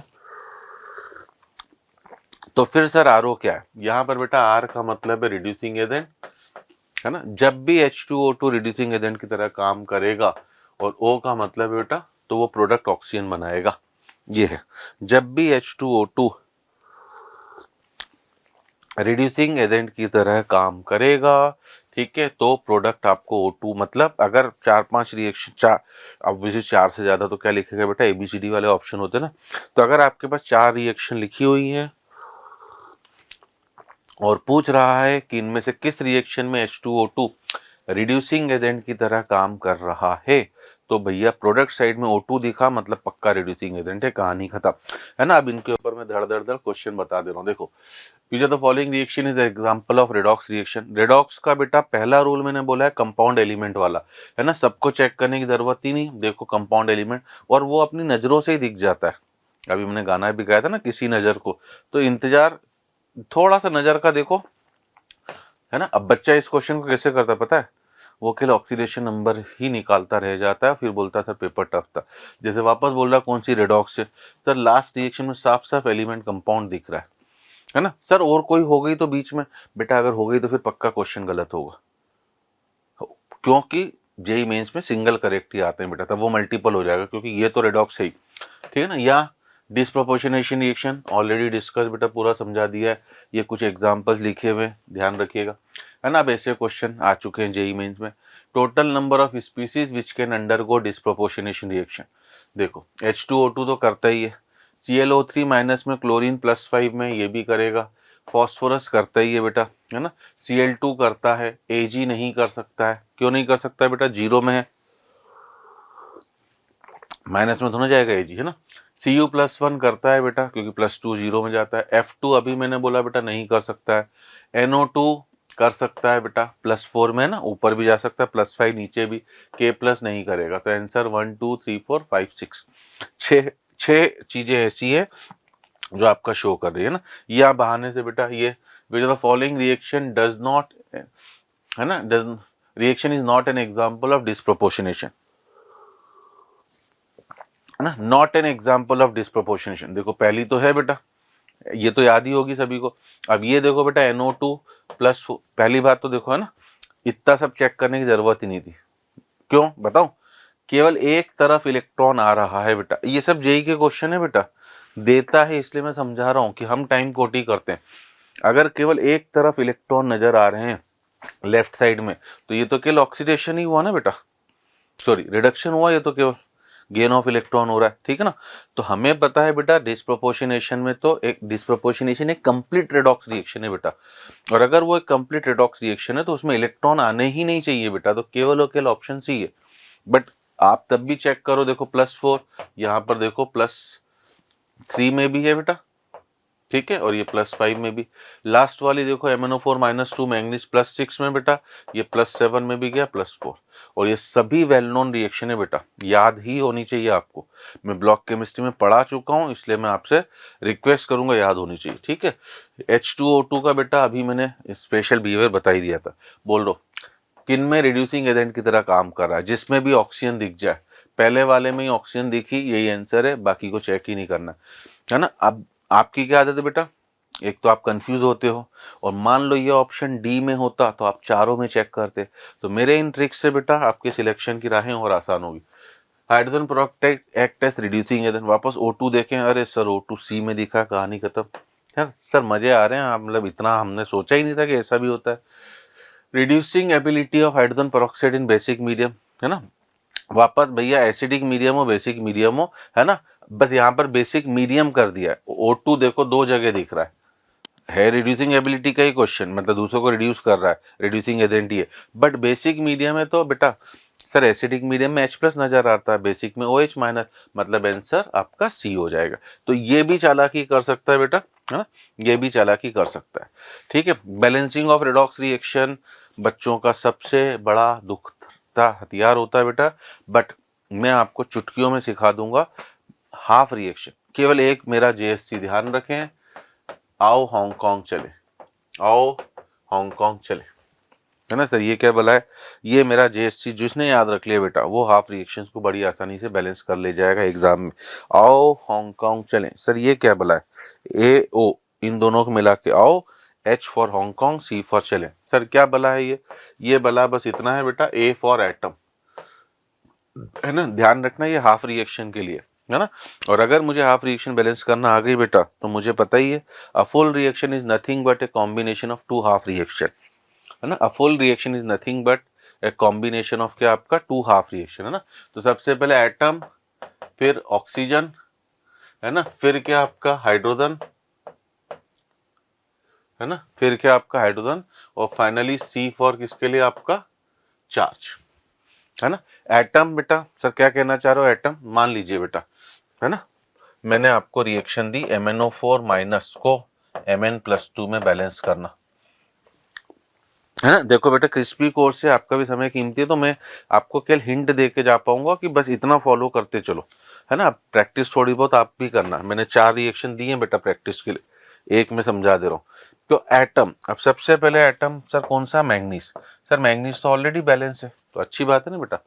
अगर नहीं होता तो चलो 2 कर लेते हैं बेटा, है ना, Cr2O7-2 और Cr+3, है ना। एटम मतलब ऑक्सीजन और हाइड्रोजन को छोड़कर जो भी दिख रहा है। अब यहाँ पे क्रोमियम है बेटा, यहाँ क्रोमियम के 2 एटम, तो यहाँ 2 कर दो, केवल गिनती से खेलना है बेटा और कुछ नहीं, है ना। फिर आ जाओ ऑक्सीजन, ऑक्सीजन के बेटा अगर एसिडिक मीडियम होगा, एसिडिक मीडियम है तो भैया H2O और H+, है ना, और बेसिक मीडियम होगा तो H2O और OH-, और बस अंतर इतना सा है बेटा, एसिडिक मीडियम में जिस तरफ ऑक्सीजन कम होंगे उधर वाटर डलेगा, बेसिक में जिस तरफ ज़्यादा है उधर पानी वाटर डलेगा, और अपोजिट साइड में बेटा जितने पानी डालें उसका डबल H+। मतलब सर यहाँ पर, और सर कहीं मीडियम मेंशन ना हो, अगर बेटा किसी रिएक्शन मीडियम मेंशन ना हो तो बाय डिफॉल्ट एसिडिक मीडियम लेना, है ना। तो एसिडिक लूँ तो यहाँ 4 ऑक्सीजन है, इधर 0 है, तो मैंने 4 H2O डाले, और अपोजिट साइड में बेटा 4 का डबल हमने 8 H+ डाल दी। ठीक है जी, ठीक। अब तीसरी, नीचे भी देख लो बेटा, एसिडिक मीडियम ही मानो, सर इधर 7 ऑक्सीजन इधर 0, तो मैंने 7 H2O डाले, और 7 का डबल बेटा 14 H+। ठीक है, अब रही बात बेटा किसकी, इसके बाद एटम के बाद H मतलब हाइड्रोजन। हाइड्रोजन को बेटा हमेशा ही बैलेंस करा जाता है H+ से, है ना। हाइड्रोजन को हमेशा ही बैलेंस करा जाता है H+ से, और ऑब्वियसली H+ कहाँ डालोगे, H+ सर वहां डालेंगे जहां हाइड्रोजन कम होगा। अब यहाँ गिने बेटा 8 हाइड्रोजन, इसमें 0, यहाँ 0 वहां 8, तो मतलब दोनों तरफ बराबर है, तो हमें डालने की जरूरत ही नहीं। इधर गिन लेते बेटा 14, इसमें 0, इधर सर 6 0 है, उधर 7 2 14। मैंने कुछ गड़बड़ कर दिया क्या, अच्छा मैंने पानी ही डाला था, वो O गायब हो गया, है ना। मैंने वही कहूँ H2 कहाँ से आ गया, है ना। अच्छा H2 से याद आया बेटा, कई बच्चे ना हाइड्रोजन को बैलेंस करने के लिए क्या करते हैं, H+ H2 डाल देते हैं, गलत है बेटा, हाइड्रोजन हमेशा H+ से बैलेंस होता है। अब रही बात बेटा चार्ज, है ना, चूंकि हाफ रिएक्शन है बेटा, हम anode half reaction cathode half reaction पढ़ चुके हैं। हाफ रिएक्शन में चार्ज हमेशा इलेक्ट्रॉन से बैलेंस होता है ना, हाफ रिएक्शन में चार्ज हमेशा किससे बैलेंस होता है, इलेक्ट्रॉन से, ध्यान दीजिएगा, है ना। तो अब और इलेक्ट्रॉन के ऊपर नेगेटिव चार्ज है, तो ऑब्वियसली इलेक्ट्रॉन वहां डालेंगे बेटा जहां पर चार्ज आपका ज्यादा होगा, है ना। आइए गिनते हैं, यहाँ पर सर +8 का चार्ज, यहाँ -1, तो लेफ्ट साइड का बेटा टोटल चार्ज हो गया +7। यहाँ गिने बेटा ये +2 और ये 0, राइट साइड का टोटल चार्ज है बेटा +2। सर यहाँ पे चार्ज ज्यादा है इसलिए यहाँ पर मैंने 5 इलेक्ट्रॉन डाल दिया, है ना, यहाँ मैंने 5 इलेक्ट्रॉन डाल दिया, ठीक है जी, ऐसा। तो अब यही बेटा इसका एन फैक्टर है ना। आप डी ब्लॉक में भी याद करते हो इसे कि एसिडिक मीडियम में KMnO4 का एन फैक्टर 5 होता है, ठीक है। यहाँ पर भी इसकी जरूरत पड़ेगी क्योंकि यहाँ पर इक्विवेलेंट वेट निकालने के लिए हमें एन फैक्टर की जरूरत पड़ती है, ठीक है। नीचे गिने बेटा, यहाँ सर +14, सर यहाँ सर +14, यहाँ -2, तो टोटल चार्ज हो गया सर +12, है ना। यहाँ गिने बेटा 2 3 +6, ये 0, सर यहाँ पर है टोटल +6, ठीक है ना। तो सर इधर 12 उधर 6, मतलब 6 इलेक्ट्रॉन डाल दूं, यही डाइक्रोमेट का एन फैक्टर है बेटा, ठीक है ना। इस तरीके से बेटा AOHC लगाकर आप दुनिया की कोई भी रिएक्शन बैलेंस कर सकते हो। ये 2 मैंने कर दिए बेटा, है ना। चलो दूसरी भी बता ही देता हूँ। अब इसमें देखो बेटा कार्बन 2 हैं, ये 2 करा, ऑक्सीजन 4, मतलब ऑक्सीजन बैलेंस हो गया। तो जरूरी नहीं बेटा कि हर रिएक्शन में चारों स्टेप की जरूरत पड़े, हाइड्रोजन है ही नहीं तो सीधे चार्ज को बैलेंस करोगे, 2 इलेक्ट्रॉन खत्म। अगली में देखो सर सल्फर बैलेंस, अब ऑक्सीजन ही नहीं है बेटा, सेकंड स्टेप की जरूरत नहीं पड़ी, हाइड्रोजन सर 2 हैं तो 2 H+ डाले और सर चार्ज को बैलेंस करा तो 2 इलेक्ट्रॉन, ठीक है। अब ऐसे क्वेश्चन आते हैं बेटा, अभी मैंने बता दिया, ये तो सबसे वेल नोन, मतलब मैं तो आपको यही एडवाइस दूंगा बेटा, अगर आप इन दोनों रिएक्शन को याद रख लेते हो, टू बी रिमेंबर, इन दोनों रिएक्शन को, ठीक है, तो बेटा ये इतनी बार जेई में आ चुकी है, ये वही क्वेश्चन है बेटा, आपसे बोल रहा है XYZ बताओ। अभी हमने देखा बेटा X14 आ रहा था, Y6 आ रहा था, और A क्या था बेटा, CR+3, है ना।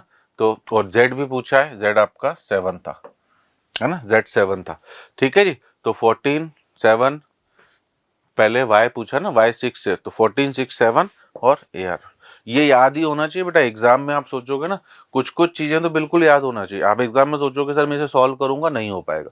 अब ये देख लो बेटा, है ना, अब ये फुल रिएक्शन है बेटा, ये रिएक्शन बेटा जेई की हिस्ट्री में अभी तक मोर देन 10 टाइम्स आ चुकी है, पर मैग्नेट और ऑक्सिलेट का, है ना। सर आपने हाफ रिएक्शन तो बता दिया, फुल रिएक्शन नहीं बताया। अ full reaction is nothing but a combination of 2 half reaction, पहली चीज बेटा। मतलब देखो आपके सामने बेटा, मैंने अभी इस रिएक्शन को बैलेंस कर दिया है और इसको भी बैलेंस कर दिया है। अगर आप बस इन दोनों को क्रॉस मल्टीप्लाई कर दो, क्योंकि बेटा रिएक्शन में इलेक्ट्रॉन हमेशा कैंसिल होने चाहिए रेडॉक्स रिएक्शन में, तो यही रिएक्शन बन जाएगी, है ना, एक तरीका। अच्छा, इससे भी अच्छा चाहिए, अगर आपको याद है कि सर इसका एन फैक्टर 5 है और सर इसका एन फैक्टर 2 है, ठीक है ना। एन फैक्टर 5 होने का मतलब ही बेटा ये 5 इलेक्ट्रॉन गेन कर रहा है, इसका एन फैक्टर 2 होने का मतलब 2 इलेक्ट्रॉन लूज कर रहा है। तो हमें क्या करना है बेटा, एक बार एन फैक्टर निकाल लिया, सर अगर ये याद नहीं होगा तो कैसे निकालेंगे, तो बेटा चेंज इन ऑक्सीडेशन नंबर से भी निकाल सकते हो। MnO4 माइनस में +7, ये +2, तो 5 का चेंज है ना। ऑक्सीलेट में कार्बन की ऑक्सीडेशन नंबर है +3 से बेटा +4 में गया, 1 का चेंज। एटम का ध्यान जरूर रखना बेटा, 2 एटम है इसलिए नेट एन फैक्टर 2 हो रहा है। तो ये क्रॉस मल्टीप्लाई करते ही MnO4 माइनस का कोफिशिएंट 2 होगा, इसका कोफिशिएंट 5 होगा। अब देखो आगे, अगर एग्जाम में बैठे हो बेटा और क्वेश्चन का आंसर आ चुका है तो क्यों समय खोटी कर रहे हो अपना, यही आंसर होगा इसका बेटा, है ना। 2 और 5, जब दो ऑप्शन, एक और ऑप्शन ऐसा होता है जिसमें 2 और 5 होते, तो मैं H+ का कोफिशिएंट भी चेक करता, ठीक है। तो ऐसे काम करो बेटा, आपका काम आसान होगा, है ना। इक्विवेलेंट वेट क्या होता है बेटा, है ना, equivalent weight simply equivalent mass is nothing but molar mass by n factor, बस ये फॉर्मूला है। अब मोलर मास तो मुझे पता है बेटा, बस एन फैक्टर से डिवाइड करना है ना। अब एसिड का एन फैक्टर, सर एसिड का एन फैक्टर होता है उसके नंबर ऑफ H+ आयन, है ना, जैसे HCl है तो 1, H2SO4 है तो 2, ऐसा। बेस का एन फैक्टर होता है बेटा उसका नंबर ऑफ OH माइनस, है ना। किसी आयन का एन फैक्टर होता है बेटा उसके ऊपर चार्ज। क्लोराइड है तो 1, सल्फेट है तो 2, है ना।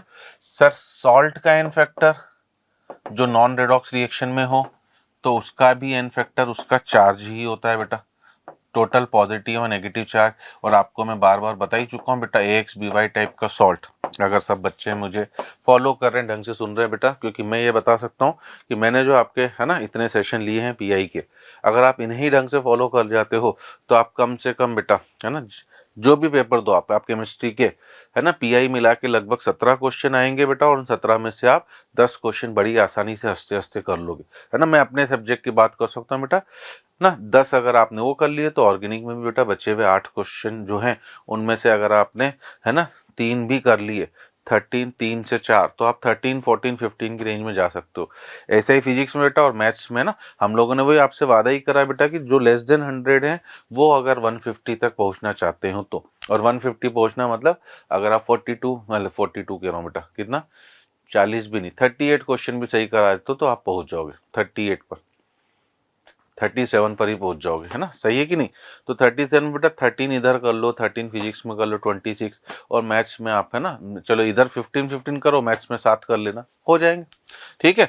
तो AX/BY टाइप का सॉल्ट अगर किसी बच्चे को याद हो बेटा, तो मैंने बताया था इसका वॉन्ट ऑफ फैक्टर होता है X+Y और इसका एन फैक्टर होता है XY। याद आ रहा है ना। एलिमेंट के लिए एन फैक्टर बेटा उनकी वैलेंसी होता है, जो मैं आपको ऑलरेडी इलेक्ट्रोकेमिस्ट्री में फेराडेस लॉ में बता चुका हूँ। सोडियम का 1, मैग्नीशियम का 2, है ना। और बेटा अगर ऑक्सीडाइजिंग एजेंट या रिड्यूसिंग एजेंट की बात करोगे तो उनका एन फैक्टर बेटा, या तो अगर रिएक्शन बैलेंस गिवन है तो उनके 1 मोल ने कितने इलेक्ट्रॉन को लूज या गेन करा, और ना गिवन है बेटा तो चेंज इन ऑक्सीडेशन नंबर से निकालना होता है, जो मैंने अभी आपको सिखाया भी। KMnO4 में मैंगनीज +7 में था बेटा, वो +7 से +2 में जा रहा है ना, 5 का चेंज, वही उसका एन फैक्टर। हाँ, इनमें एटम का जरूर ध्यान रख लेना बेटा, है ना, कि KMnO4 में मैंगनीज का एक ही एटम था, जब K2Cr2 से उनका निकालना होता है बेटा तो उसमें क्रोमियम के 2 एटम है, और हम ऑक्सीडेशन नंबर का चेंज एक एटम के लिए निकालते हैं, तो एक के लिए निकालो इंटू 2 कर देना। ठीक है जी। चलिए, लॉ ऑफ इक्विवेलेंस क्या बोलता है बेटा। लॉ ऑफ इक्विवेलेंस बस इतना बोलता है बेटा कि अगर आपको कोई भी रिएक्शन अनबैलेंस गिवन है, अनबैलेंस है ना, ये रिएक्शन अनबैलेंस है ना, मोल कॉन्सेप्ट में तो क्या करना पड़ता है, मोल कॉन्सेप्ट में सर रिएक्शन को बैलेंस करना पड़ता है। इक्विवेलेंट कॉन्सेप्ट में रिएक्शन को कभी बैलेंस नहीं करना पड़ता है, ये अनबैलेंस रिएक्शन है।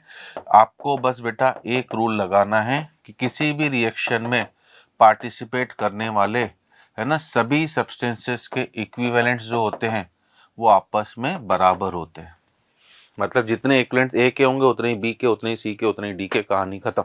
इसको लॉ ऑफ इक्विवेलेंस बोलते हैं, और ये सबसे बड़ा हथियार है बेटा आपका क्वेश्चंस करने का। जैसे ये, how many moles of acidified K2Cr2O7 are required to oxidise 2 moles of FeO, है ना। अब बेटा यहाँ पर क्या होता है, यहाँ पर गड़बड़ क्या होती है कि बच्चा इस क्वेश्चन को है ना सोचता है हम रिएक्शन बैलेंस करके करेंगे, संभव ही नहीं बेटा। ऐसे क्वेश्चन के लिए इक्विवेलेंट कॉन्सेप्ट्स होंगे, equivalents of K2Cr2O7 equal to equivalents of FeO। और इक्विवेलेंट कैसे निकालते बेटा, इक्विवेलेंट्स केवल 2 फॉर्मूले से निकलेंगे। अगर मोल्स दिए हुए हों तो मोल्स है ना को मल्टीप्लाई करो n फैक्टर से, n फैक्टर इंटू मोल्स। अब मोल्स की जगह बेटा क्वेश्चन में ये हो सकता है मास दे दे, तो भैया मोल्स किस, अगर मास दिया होगा तो क्या करोगे सर, अभी तो आपने चालू ही सेशन यहाँ से करा है कि सर तब हम गिवन मास को मोलर मास से डिवाइड कर देंगे, मोल्स आ जाएंगे, है ना। या फिर दूसरा फॉर्मूला बेटा, अगर वॉल्यूम दिया हुआ हो तो पहले आप मोलरिटी को वॉल्यूम से मल्टीप्लाई कर दो। अभी भी मैंने बोला था कि मोलरिटी इंटू वॉल्यूम भी तो क्या होता है बेटा, मोल्स ही होता है, और तब उसे एन फैक्टर से मल्टीप्लाई करो। अब बच्चे की क्या गड़बड़ होती है बेटा, बच्चा इन दो चीजों को, इन दो फॉर्मूलों को छोटे से याद नहीं कर पाता, है ना। 2 ही फॉर्मूले हैं बेटा, मास देगा तो फर्स्ट फॉर्मूला और वॉल्यूम देगा तो सेकंड फॉर्मूला, कहानी खत्म। यहाँ पे तो डायरेक्टली मोल्स ही दिए हुए तो फर्स्ट फॉर्मूला लगेगा, है ना। अब सर इनके एन फैक्टर, तो बेटा वो JSC आखिरी सुन लो, कुछ स्पेसिफिक सब्सटेंसेस के एन फैक्टर आपको याद होने चाहिए। पहला KMnO4 है ना, और इसका कोड है बेटा बेन 153। सर ये क्या है, बेसिक मीडियम में इसका एन फैक्टर 1 है बेटा, एसिडिक मीडियम में 5, न्यूट्रल में 3, है ना। K2Cr2O7 है ना, तो K2Cr2O7 का एन फैक्टर हमेशा 6 होगा, केवल एसिडिक मीडियम, है ना। H2O2 बेटा H2O2 का एन फैक्टर 2 होता है ना। KI I2 में बदलता है, एन फैक्टर 1। कोई भी ऑक्सिलिक एसिड होगा या ऑक्सिलेट सॉल्ट, उसका एन फैक्टर 2। हाँ, कोई भी फेरस सॉल्ट होगा बेटा, है ना, लाइक FeO यहाँ दिया हुआ है, FeCl2, फेरस हमेशा फेरिक में बदलता है बेटा, उसका एन फैक्टर 1, ठीक है ना। हाँ, बट एक लास्ट और कि कभी बहाने से बेटा फेरस ऑक्सिलेट दे दे, है ना, तो एन फैक्टर 3। ऐसा क्यों सर? फेरस ऑक्सिलेट में बेटा फेरस भी ऑक्सीडाइज हुआ, 1 का चेंज, और ऑक्सिलेट का 2, तो 1 + 2 मिला के 3। तो ये जो मैंने 5-6 लिखे हैं सामने बेटा, इनको याद रखना कंपलसरी है।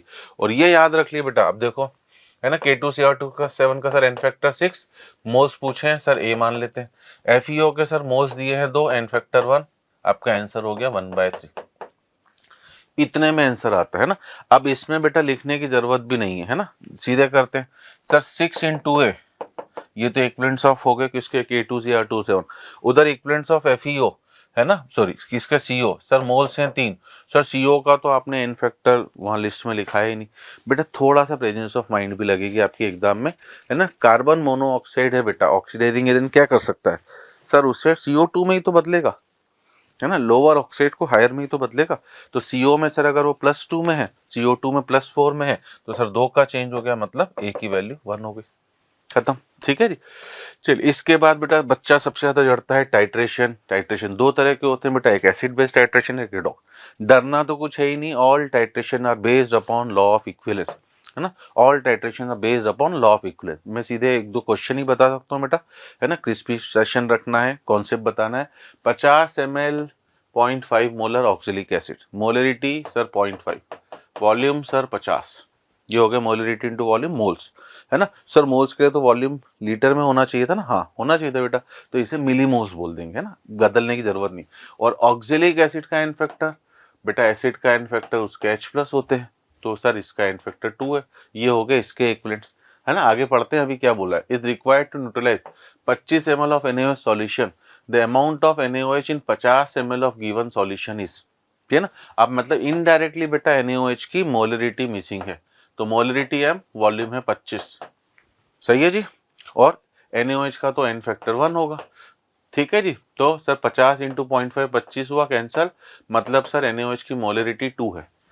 अब ये तो मोलरिटी बेटा, और अमाउंट पूछा है, तो मोलरिटी 2 का मतलब, है ना, मोलरिटी 2 का मतलब अमाउंट के लिए क्या करूं बेटा, मोल्स n मान लूं, और नीचे वॉल्यूम इन लीटर 0.05, 50 ml को, मतलब सर नंबर ऑफ मोल्स हो गए 0.01, हाँ है या ना, ठीक है जी। और मास निकालना है सर, तो नंबर ऑफ मोल्स को सर, है ना, सॉरी 0.01 नहीं 0.1, तो सर मास निकालना है तो सर उसको मोलर मास से मल्टीप्लाई कर दे, आंसर हो गया 4। अब इन सभी क्वेश्चन में बेटा बच्चों को लगता है कि मैं रिएक्शन लिख के करूंगा, ठीक है ना। अगर मैं इसे मोल कॉन्सेप्ट से करना चाहता तो मैं भी रिएक्शन लिखता बेटा, बट मैं एडवाइस दूंगा इक्विवेलेंट कॉन्सेप्ट से करो, रिएक्शन लिखने की जरूरत नहीं है ना। देख लीजिए आपके सामने, मान लीजिए ऐसा क्वेश्चन दे रहा है, volume of 0.02 molar aqueous HBr, molarity sir 0.02, sir volume unknown है, और सर इसका एन फैक्टर 1 होता है, ठीक है।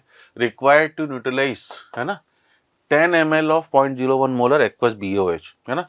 सर मोलरिटी है 0.01, वॉल्यूम है सर कितना 10, और सर BaOH होल ट्वाइस है, तो सर एन फैक्टर 2 होगा, है ना। तो 0.02 कैंसर, सर V की वैल्यू हो गई 10, आंसर आ गया, ठीक है जी।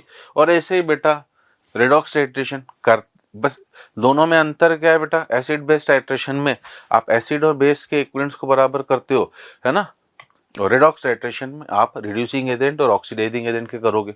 मान लीजिए क्वेश्चन दे रहा है 20 ml ऑफ 0.02 मोलर K2Cr2 से। अब ये अप्रोच सुन लो बेटा कि बस ऐसे ही क्वेश्चन होते हैं, सर मोलरिटी 0.02, सर वॉल्यूम 20, और सर K2Cr2 से उनका एन फैक्टर आपने याद रखने के लिए बोला था 6, क्योंकि जिसको नहीं याद होगा बेटा वो आगे कुछ नहीं कर सकता है ना।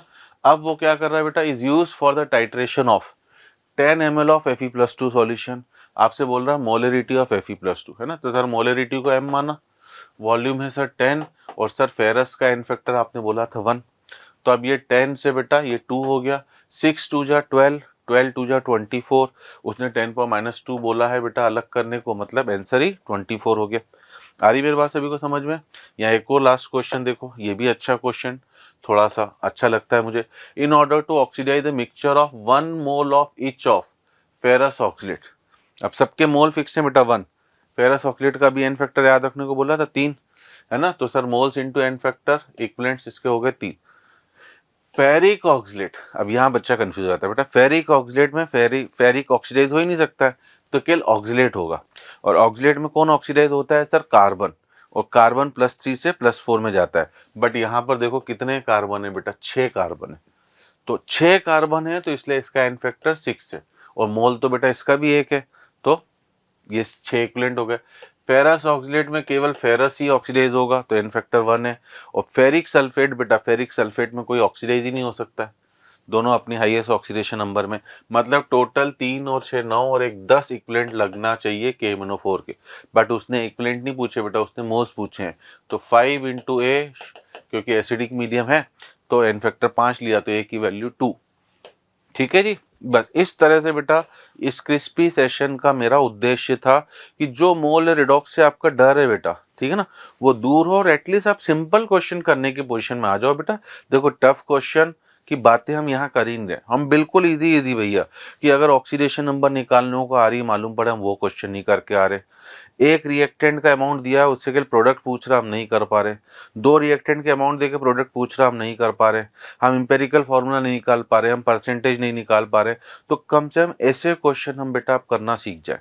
हम ऑक्सीडेशन किसका और रिडक्शन, इस सेशन का पर्पस ही ये। और गारंटेड बेटा ये जो आपने ये सेशन अगर ढंग से देखा है तो आपको डेफिनेटली इससे 2 क्वेश्चन, है ना, 1 क्वेश्चन तो मिनिमम और 2 भी मिल सकते हैं जो सॉल्व हो जाएंगे, है ना, क्योंकि टफ क्वेश्चन काफी कम आते हैं बेटा, इजी ही आते हैं। ठीक है बच्चों, तो मिलते हैं बेटा नेक्स्ट सेशन में। तब तक के लिए bye bye, love you all, स्वस्थ रहें, मस्त रहें और सेशंस को फॉलो करें, मजा आएगा काफी।